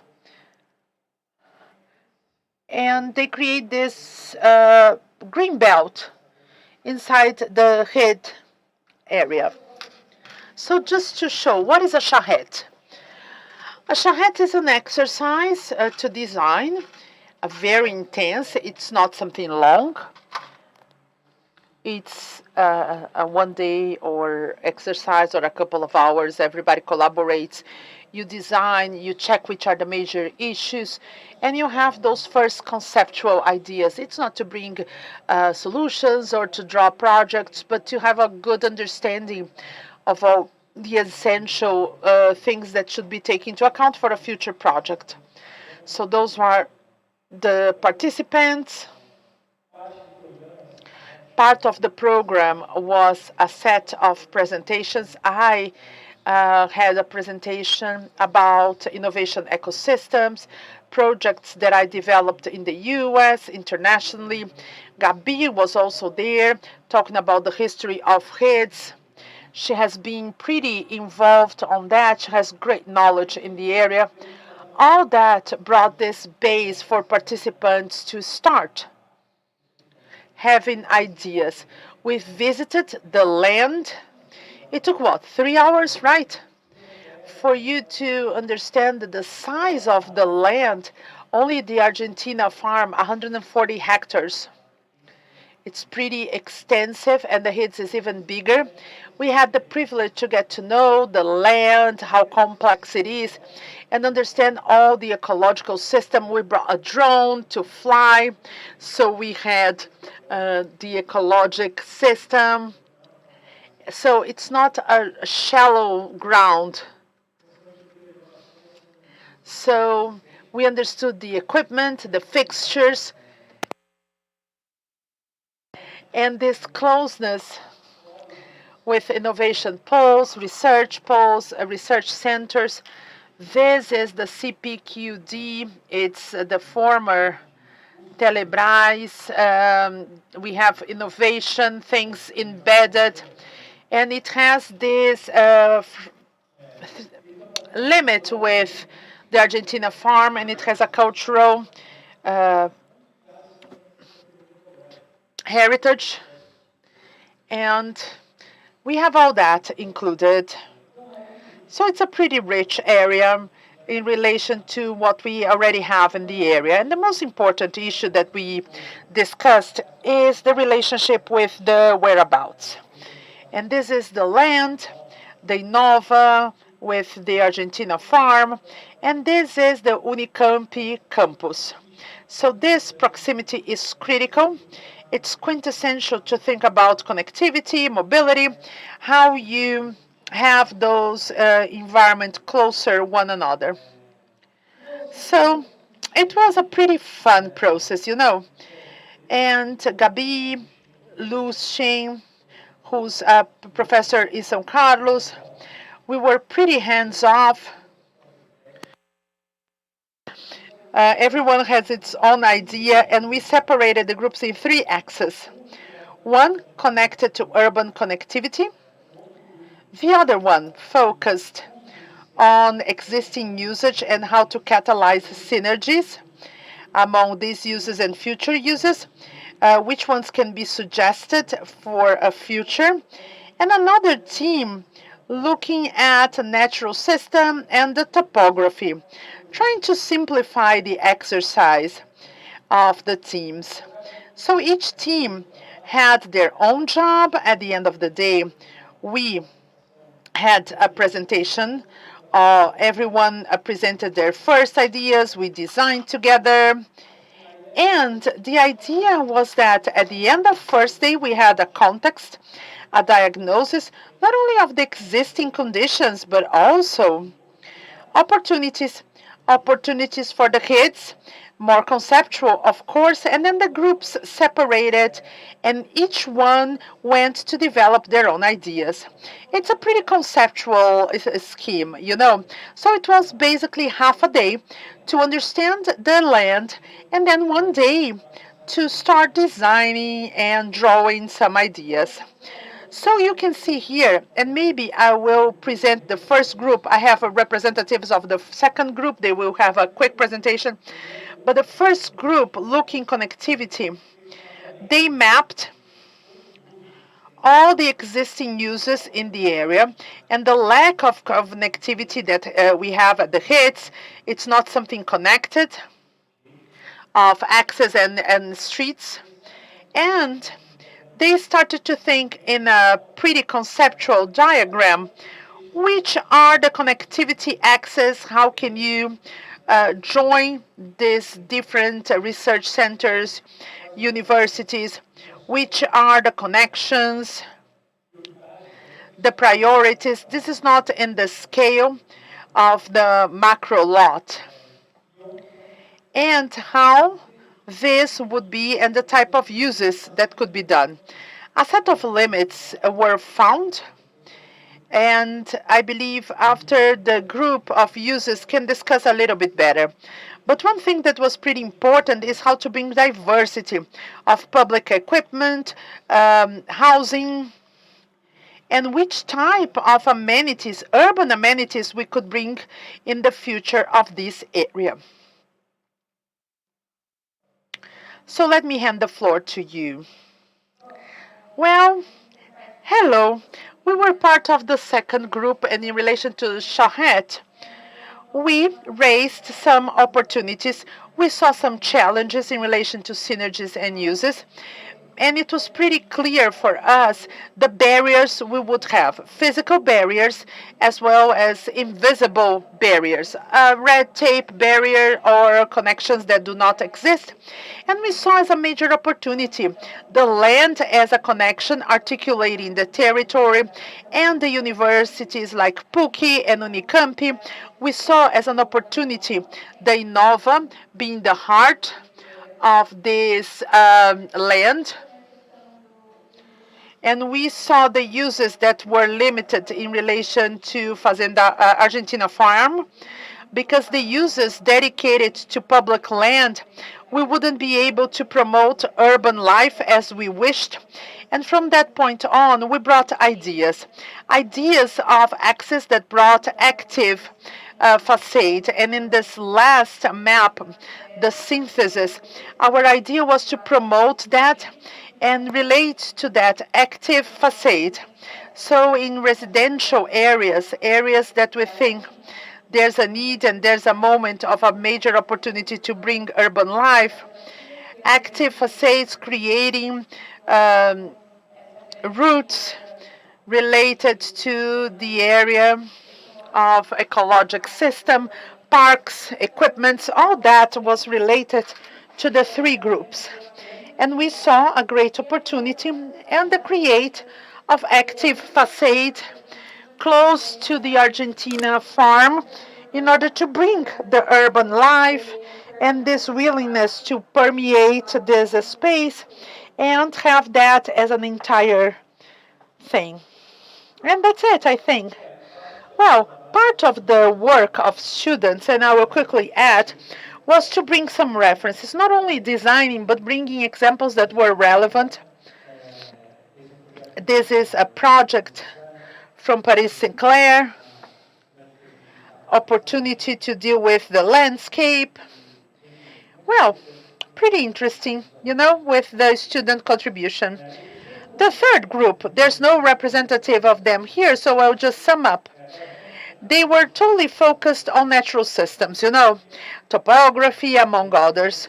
And their idea was to map all the springs, the ecologic corridors, understanding the water basins of the ground, and the urban drainage. Take into account that we see that this is an area that will be urbanized in the future. And their proposal was to bring a more organic design of streets, expanding green areas, and throughout the Numas River, create a high line that could be a sponge park, something that is quite relevant. We just saw the tragedy in Rio Grande do Sul. We need to think about resilience. So in this case, think about the possibility of creating a heart, a center, a neighborhood center, localized at Fazenda Argentina, located in the middle of this ground. And you have some existing use, an existing vegetation that is pretty cool, and understand how that can serve the entire ecosystem to the future, thinking about the west limits between Unicamp and the context of the research center.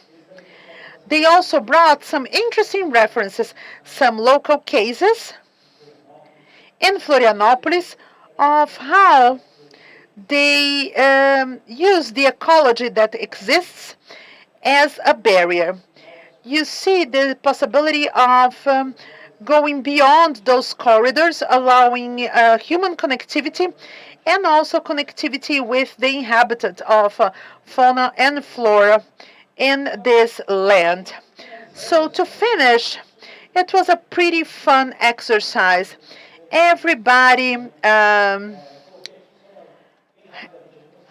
took advantage of that, and here are some conclusions. The HITS has an excellent location of what exists here. It has a rich base of innovation, teaching opportunities, and amazing intellectual capital. Talent is quintessential for a hub. The cultural and natural environment that exists is rich. It has to be integrated in a holistic approach, pretty sensitive in this issue. And what is cool is that this brings some identity to the HEEDs. And you wouldn't find that anywhere else. So to incorporate that is paramount. And connectivity elements, those ecological corridors, you understand the scale of the pedestrian, and check how you go through it, your experience of going from Unicamp to somewhere else, how you connected the entire talent. This is also quintessential. And something that is a conclusion of the next steps we should take. Try to revisit some existing parameters that limit the integration of public areas. We know that Argentina Farm is excellent place. We have some proposals of use. And we started to think, well, is there a possibility of being creative here to have some grants? How can we, bring an urban life that is a little bit richer to an area, attracting talent and creating synergy as we speak? And what we see in those relevant examples. With that, I would like to thank Gabi for the invitation. All participants, we had participants not only from Unicamp, but FUCAMP, Belas Artes, FAAP, representatives from the municipality of Campinas, Lu Schenk, who came all the way from São Carlos, people from São Carlos who came with her, and some other guests from the CEUCI group who came and made amazing comments. It was a pretty interesting process. Thank you very much.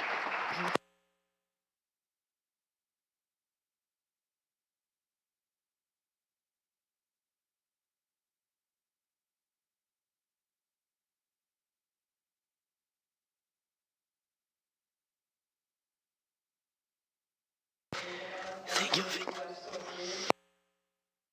His capacity of absorbing and understanding such a complex thing is amazing. Thank you.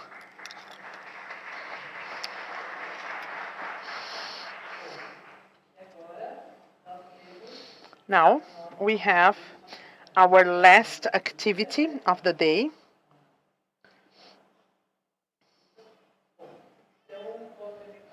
I will introduce you Dr.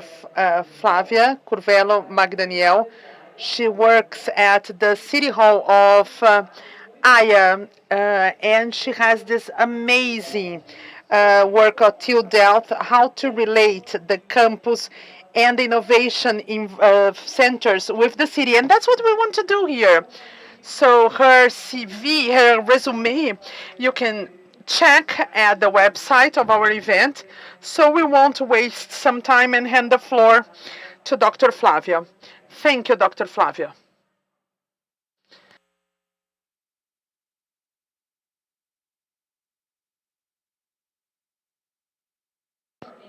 Obrigado por estarem aqui. Primeiro, eu queria organizar a organização. For giving me this opportunity. I think it's a great moment to share knowledge with very smart group of women and men who are actually working in a very important topic. Thanks. Sí. So my name is Flavia Curvelo. So I'm going to give this, unfortunately, in English. I hope that's not a problem for you. But if you have questions in the meantime, just interrupt me, do it in Portuguese. So I hope somebody can help me translating. Can also be afterwards. Okay. So I'm going to talk to you about the catalyst role of the built environment from my perspective as a researcher, but also as a practitioner in the development of the Centro Innovation District in The Hague. So I structured the presentation in 3 parts. So first I'm going to talk to you about the subject of the study, what exactly are these areas, why I became interested in these areas, and actually why everybody is talking about them, why people want to, the reason why people want to develop these areas and their connection with widespread prosperity in cities. And I'm going to finish with how we can actually make use of these areas. How can we add value to cities and how we can develop these areas. And I'm going to show you the example of Centro Innovation Districts in The Hague, which is actually the skyline that you see here in my presentation. Thank you. And let's start with what are these areas? What are environments of innovation? So you have heard this morning Lars talking about it, and also Victor. So there are a diversity of environments. Laura was also talking today in the Science Park workshop. So there are so many typologies, and they can actually be seen according to their location, according to their users, according to the focus of the specialization. So we have a wide range of environments, but the common denominator, as Victor said, is that they have the capacity to facilitate the creation and diffusion of knowledge, and also the capacity to attract and retain talent in cities. So, and this is very important because this is actually, we develop innovation to attain competitive advantage. But what precise is competitive advantage? I will tell you more, but all this experience I'm learning from you is actually a compilation of 20 years of learning experience in different perspectives. I started as an urban planner and designer of the largest university campus in Colombia, in Bogotá. That is actually the typical campus that was created outside the city, as a greenfield, the city outside the city. But the city actually grew and became the gated city inside the city, and that is actually the current state. Because it's gated, it's in the middle of the city, but it has a big fence all around with specific entrances. But we want actually to integrate it with the city. That was actually the time that I worked there. We were making the master plan of the campus in order to integrate it with the city. Then I started looking at technology campuses and the relation with the city. That's the research Gabriela is talking about. So I did my PhD in the field of urban and real estate management. So I look at the relationship between these campuses and the city. So, and these are universities of technologies, places with a very high-tech orientation in the specialization of the campuses. So I look at 39 campuses all around the world, and I focus in two specific campuses, which are the campus around the MIT, where Kendall Square is, but it's an innovation district of, we can actually talk about success in different ways, but this is the most successful innovation campus or innovation district in the world, and there are indicators that support that.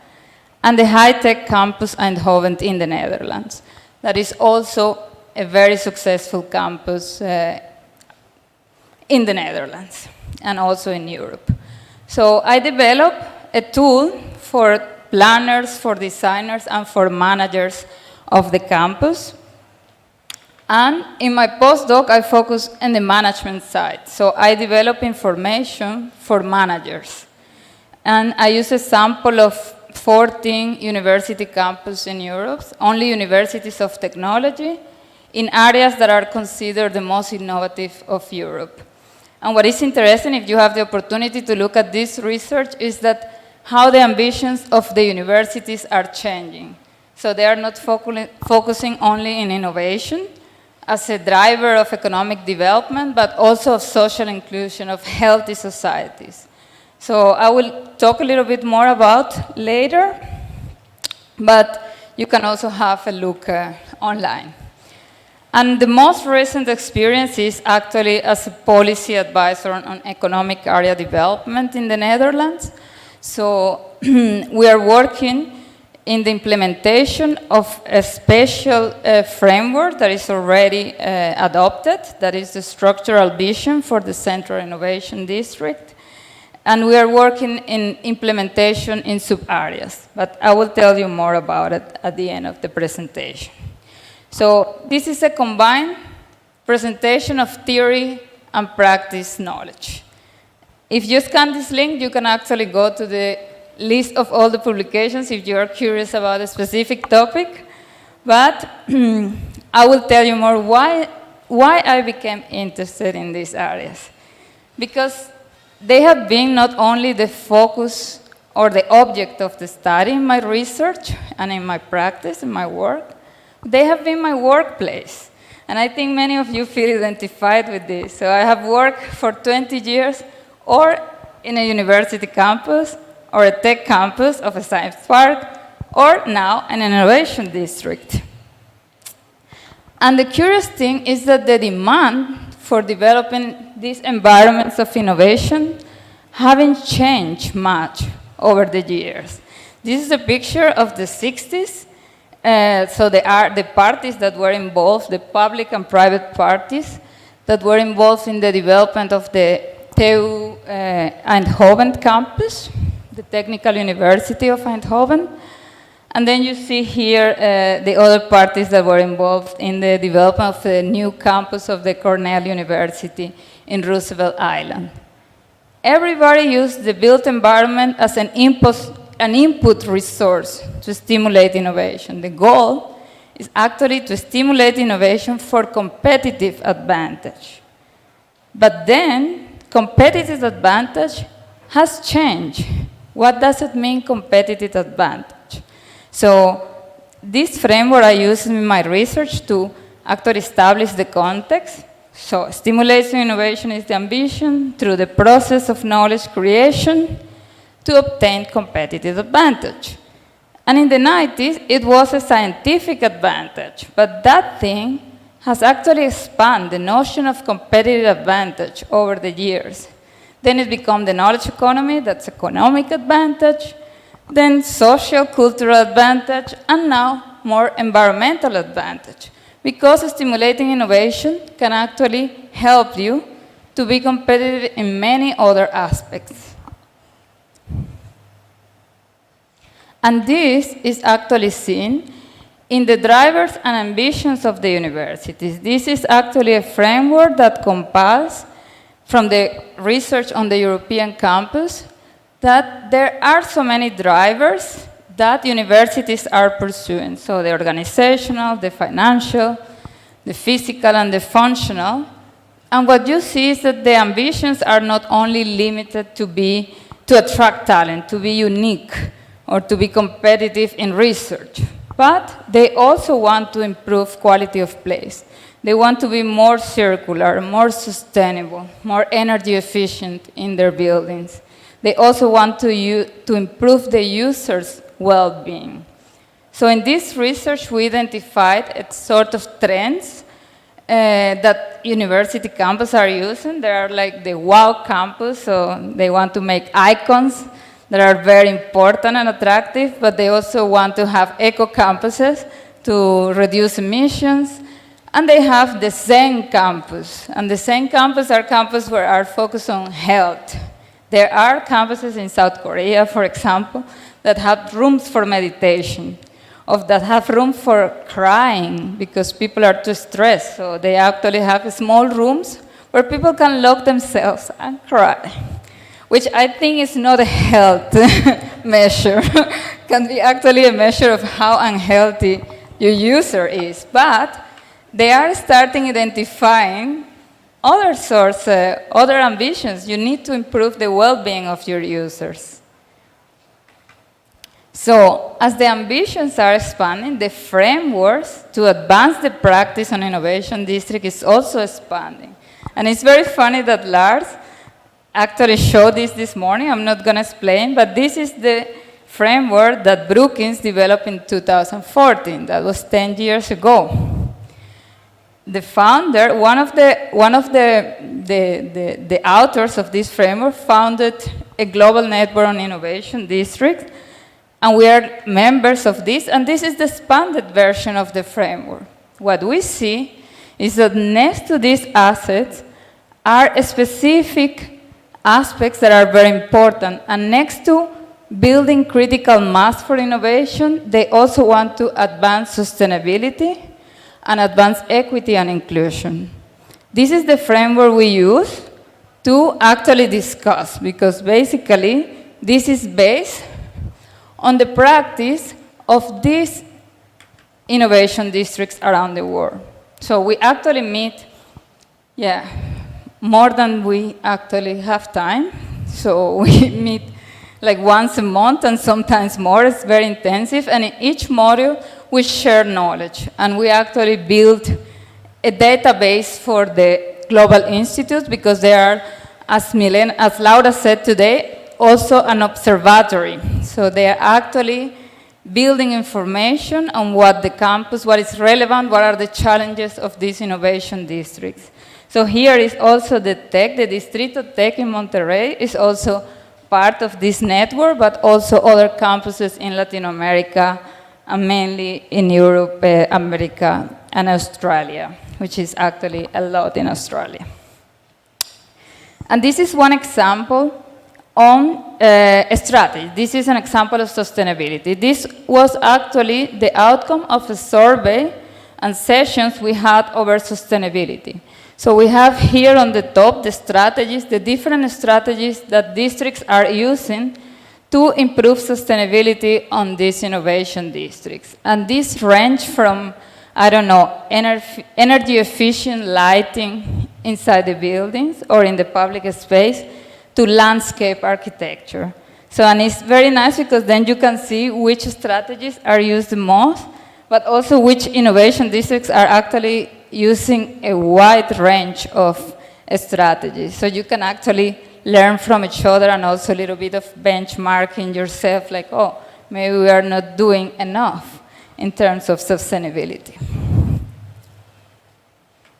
So if we look at the role of innovation as something that is wider than an economic driver, you can actually start looking at the built environment also in a different perspective, because it's actually a catalysator in many ways. So it's a catalysator for widespread prosperity, because we can use it as a platform for collaboration and not just for the space that we provide for the people to collaborate, but it's a long-term process. Building an innovation district is a long-term process that can build trust between many public and private parties. So we can actually enhance collaboration between private parties and government and universities just by making the district. So we can use it also as a platform for experiment, living labs for sustainability or for mobility transition. They are a space for meeting, so you can actually facilitate the knowledge sharing. And you can actually attract people to the area by the way you design the area. And the way you design the area can also enhance inclusion, because, when you actually create silos, you are actually creating silos, you are creating, exclusive environments. So the openness, the way you actually design the district, it makes an impact. So in the end, the built environment is adding value to widespread prosperity.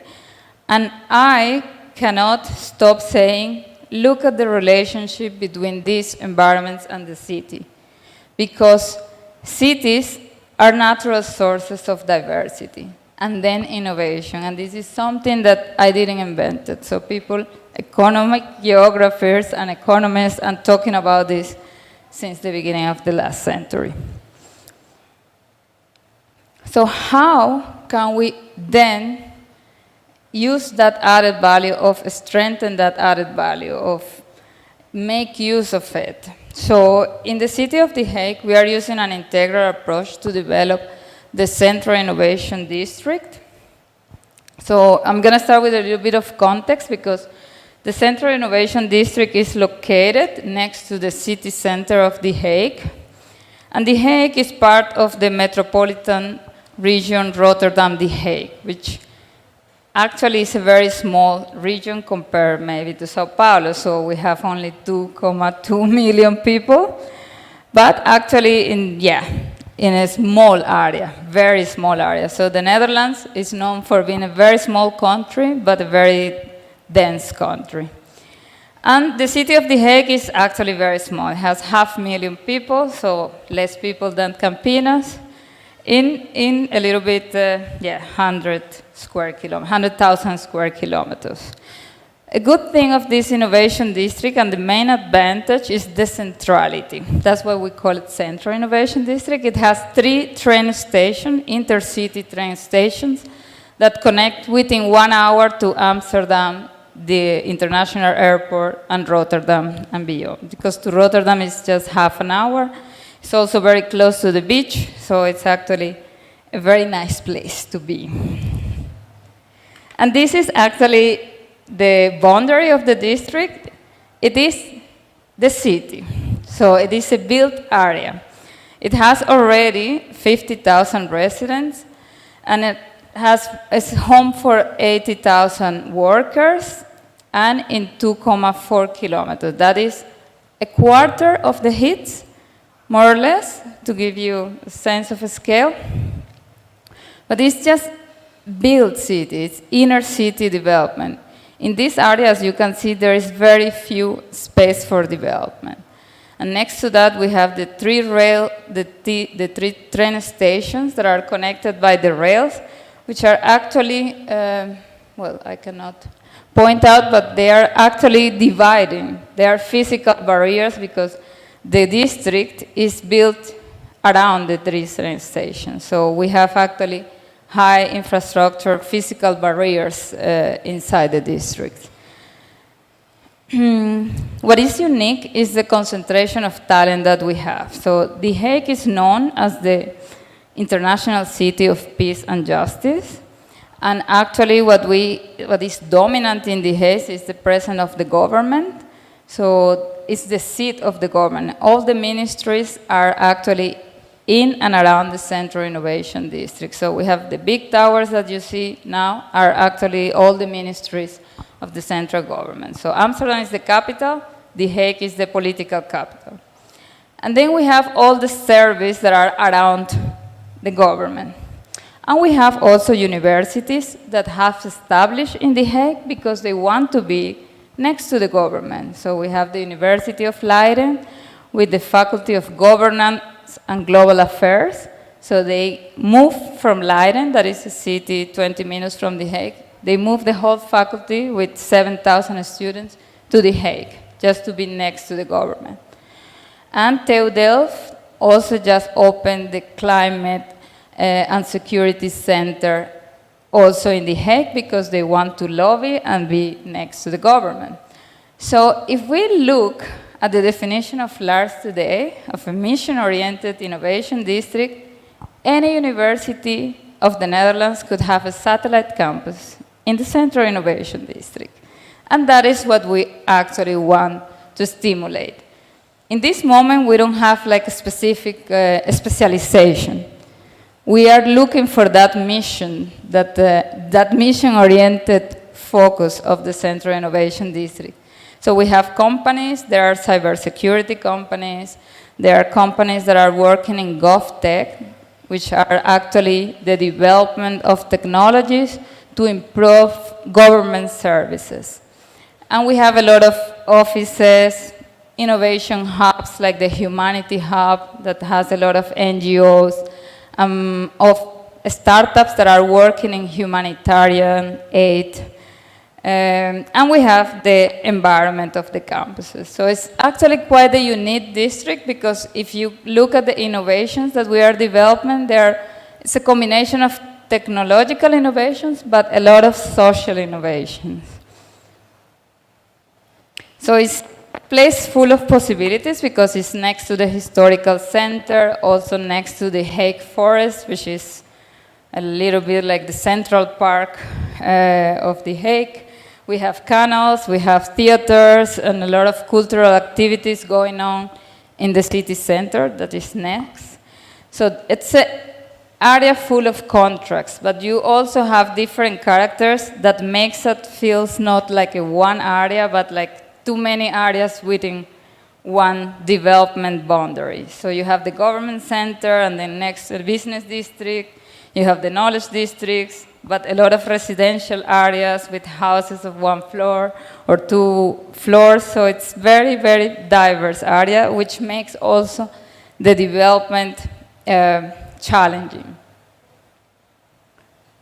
So it has evolved as an idea since 2016. And actually, the idea was mainly an economic idea. So we can see the Centro Innovation District as a result of economic policy, of innovation policy. But over the years, we have achieved so much, and we have changed also with the change in the drivers and the challenges that the city is having. So we have made a lot of spatial frameworks, of spatial policy, you can say, a lot of networking activities, but also we have worked in the organization because we believe a district without an organizational structure is like a bicycle without pedals.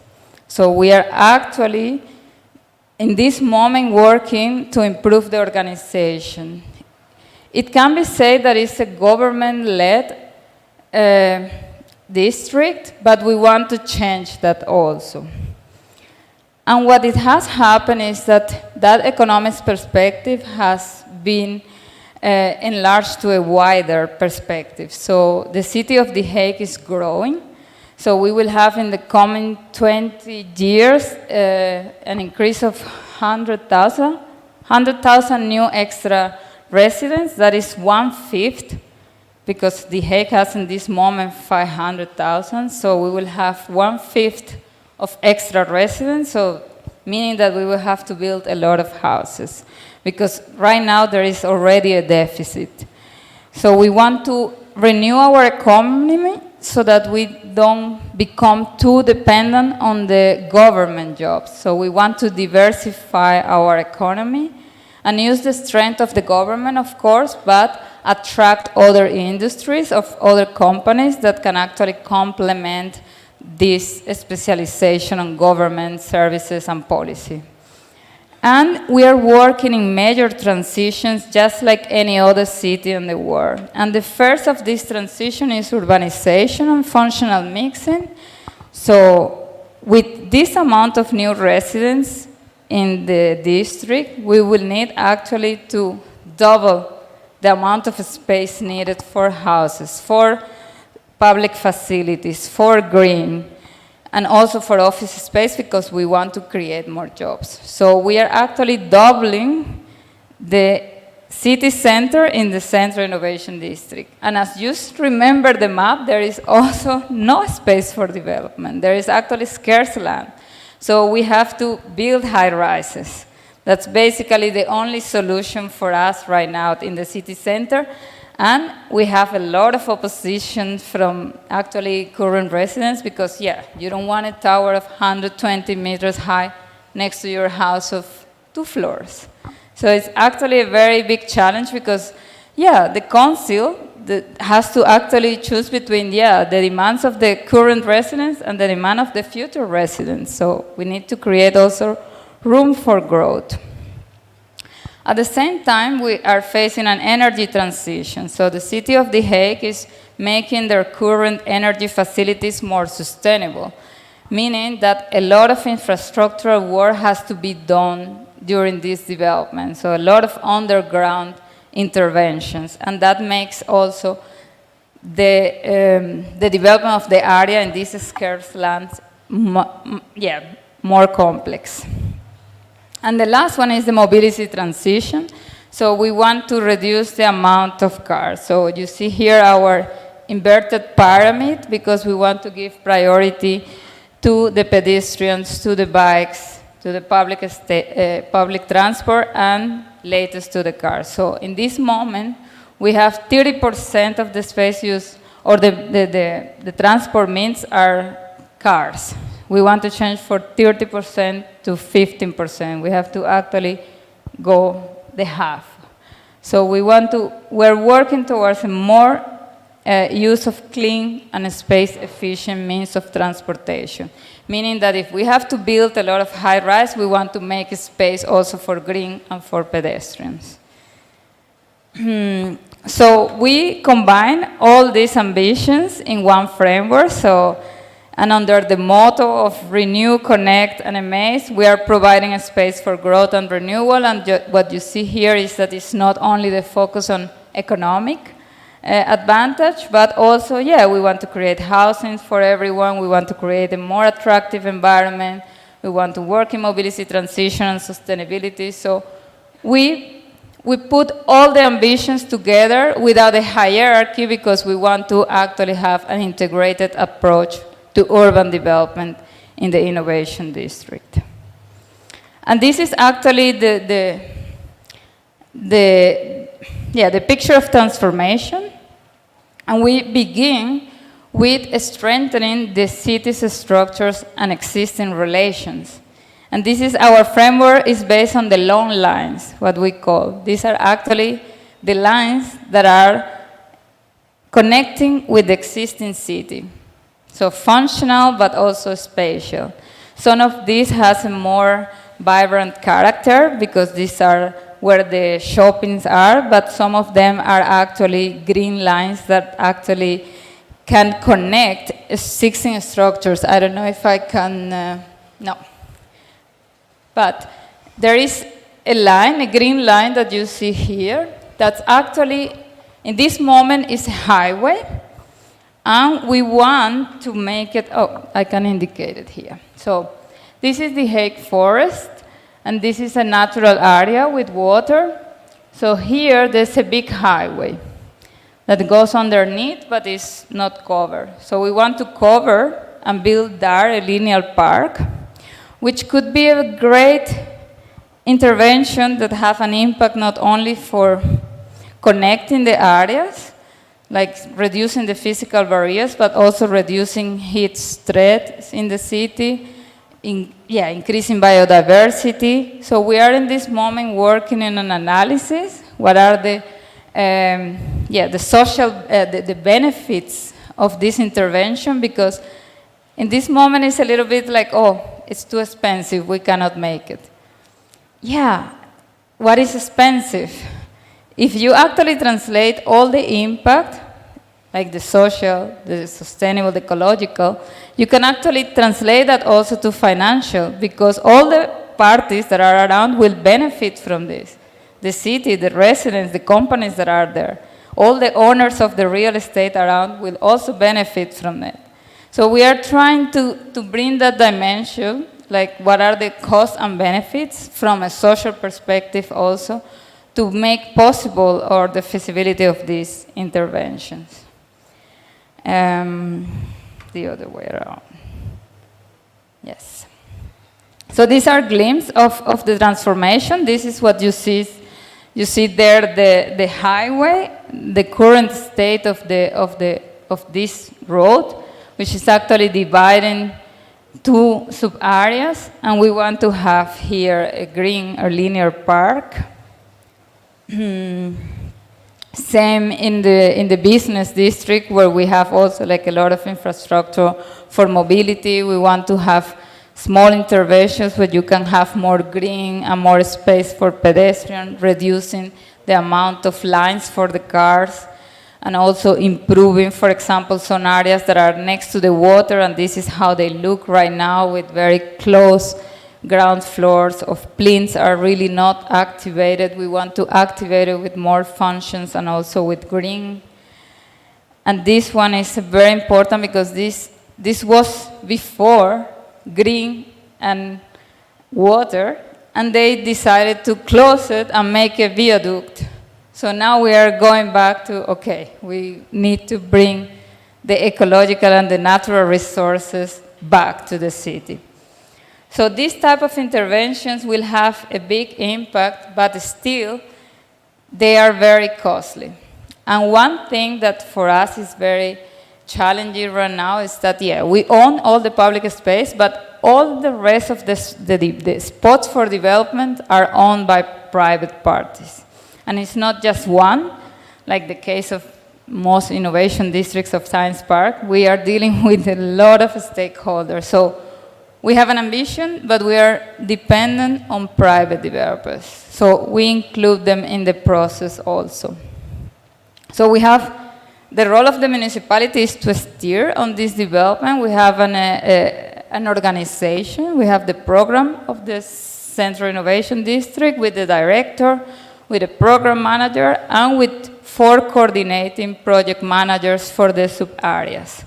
And there is an area team that, I am in this team with another policy advisor from other fields like mobility, sustainability, energy transition, urban planning. So it's a very large group. But we meet at least 2 times in a month to actually coordinate the development.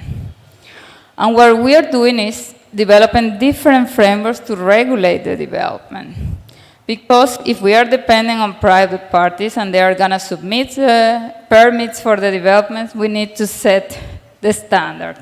So we have the structural vision, which is the abstract master plan for the whole area, with the quality plan we developed with the landscape and architectural firm. So the Zwarte Hond, that is a famous architectural bureau in the Netherlands, help us with the quality plan, and there we set what is important for us as quality of space.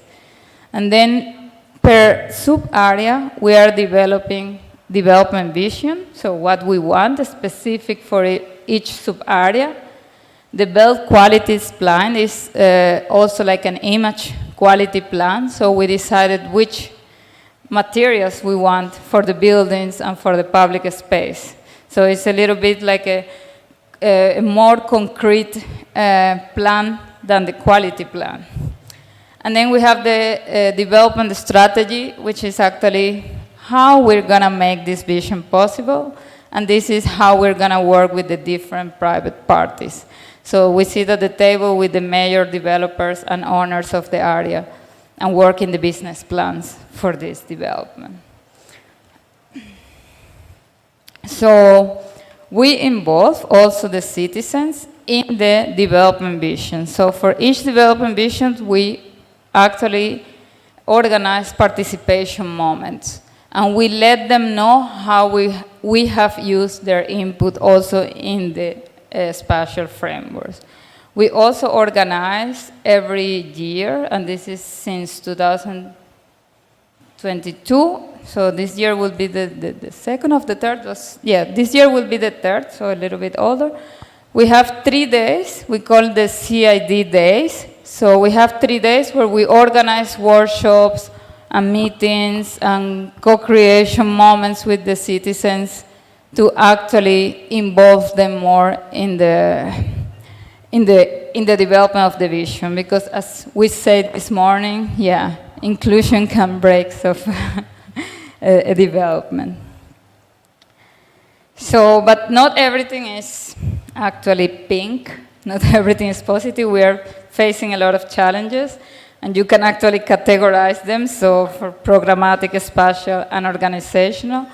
But I think, one of the most important things that, changing the culture of innovation is critical there, because, the main party here is the government, and the government is not actually one of these open innovation parties, so they are still in their silos. But how do we bring people out of these silos? It's not only by creating inviting space, but programmatic functions. What sort of activities are we gonna program that brings these people? Community building, events, networking.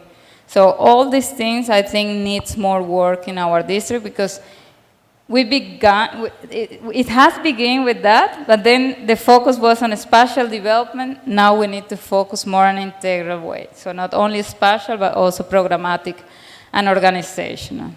And by organizational, it's like, making the residents and the developers also a little bit of owners of the ambition, because it still is a very municipality-driven ambition, and we want to include them more so that it becomes shared ambition, so that we can also share resources in the implementation of the ambition. In the physical side, I would say one of the most important is the physical barriers, but we are dealing with that in the design. But the other is affordable space. So this area is among the 3 stations, it's very well connected, high facilities. Affordable space for startups is basically a no-go, especially for developers. Who's gonna develop this? So the universities are there, but they are renting a space also. They don't own buildings there. So it's actually a challenge to make a space for startups. The municipality invests a lot, but it's not enough. And we want to have them as an autonomous development, not depending on subsidies from the government. So that's the kind of challenges that we are facing, and they are very different challenges. So we are working in a policy. This is a concept in this moment, and this is actually a city-broad policy that we call Working, Learning, and Innovating in The Hague. And here we position the Central Innovation District as the top environment of a network of spaces in the city where we want to stimulate innovation because there is already a potential, in line with the network that is also a regional network. These are actually the other innovation areas in the city. And we want to connect them not only through the mobility corridors, because they are already connected, but also in the economic profiles. So we work in these 3 action lines. So the same problems, we want to address them as action lines, the programming of activities that bring these people together, the space that we need, and the organization that is required to advance these areas. So we want to link economic, educational policy to a spatial policy. So this is all. If you want to stay connected, this is actually the website of the district. You can have more information there, or you can write us. I have some brochures in English if you want to take some. But that's all. Muito obrigada.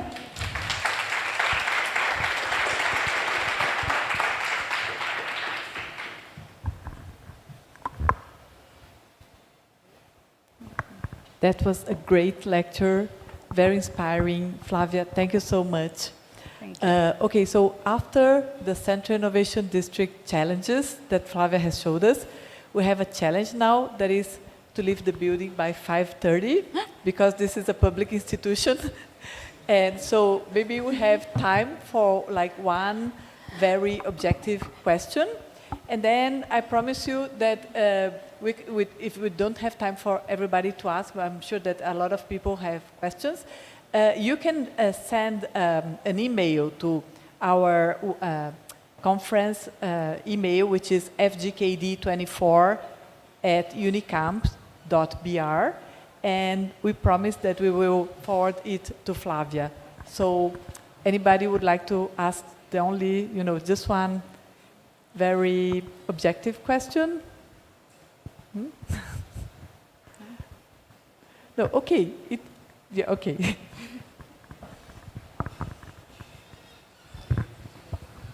I don't want to make my... Anyway, Flavia, congratulations for your presentation. Thank you. Beautiful one. Of course, Den Haag is one spot in Europe, and you're competing with other European cities.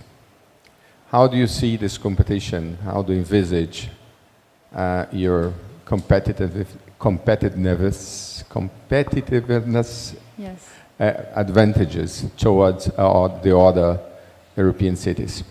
Yes, good question. Because, that's basically, and that's actually the last framework that we want to create, that we see the district as a network of places. Because we want to increase not just the competitive advantage of The Hague, but maybe the competitive advantage of Netherlands, of Europe, because actually one district cannot actually change the economy of a country. So, but together, and that's something that we were talking today about related diversity, it's good that we work in specializations, but that we complement each other. Because, yeah, I mean, it's very difficult to make an impact with specializing, and actually specialization can lock in innovation. If you actually specialize in only one thing, can actually create blockages for innovation. So we want to, strengthen that notion of network for collaboration. Of course, competitive advantage has been actually the goal for innovation and for stimulating innovations in Europe, and in everywhere. So you want to be the best at something, The Hague, when I see, because a lot of people don't believe in this innovation, this is like, oh, The Hague innovation? But that also relates to the way we see innovation, because people still think on innovation as, something that is actually to develop, created for develop new technologies only, punt, But no, it's also about the development of services, of new ways of working, of, something broad than that. So if you actually find out what type of innovation you want to stimulate, and that is having an impact in your local economy and also the economy of the region and the nation, that should be enough also. So instead of, comparing yourself with others. But that is something that, is very difficult to change, because this is the system we have actually grown up, and that's the system that still prevails. But it's the same discussion about capitalism and, other aspects that are important of, like ecology, of climate change, of, So it's, difficult, but not impossible. I think things are changing. So as, like I just showed, the notion of competitive advantage is changing or expanding itself, because it is about everything, about scientific, economic, cultural, and ecological. I don't know if we can actually have a conversation about it if you want. Okay, so I know it's a hard question to answer. So thank you so much, Flavia. And as I said, please send us other questions, other comments. You can send it through the conference email. And so thank you once again. Thank Flavia. you. It's really nice. And so we see you all tomorrow at 9 o'clock in the morning. Então, amanhã, às 9. Agora, sei que vocês têm muita coisa para conversar. Vou pedir para que a gente converse do lado. Let's talk outside.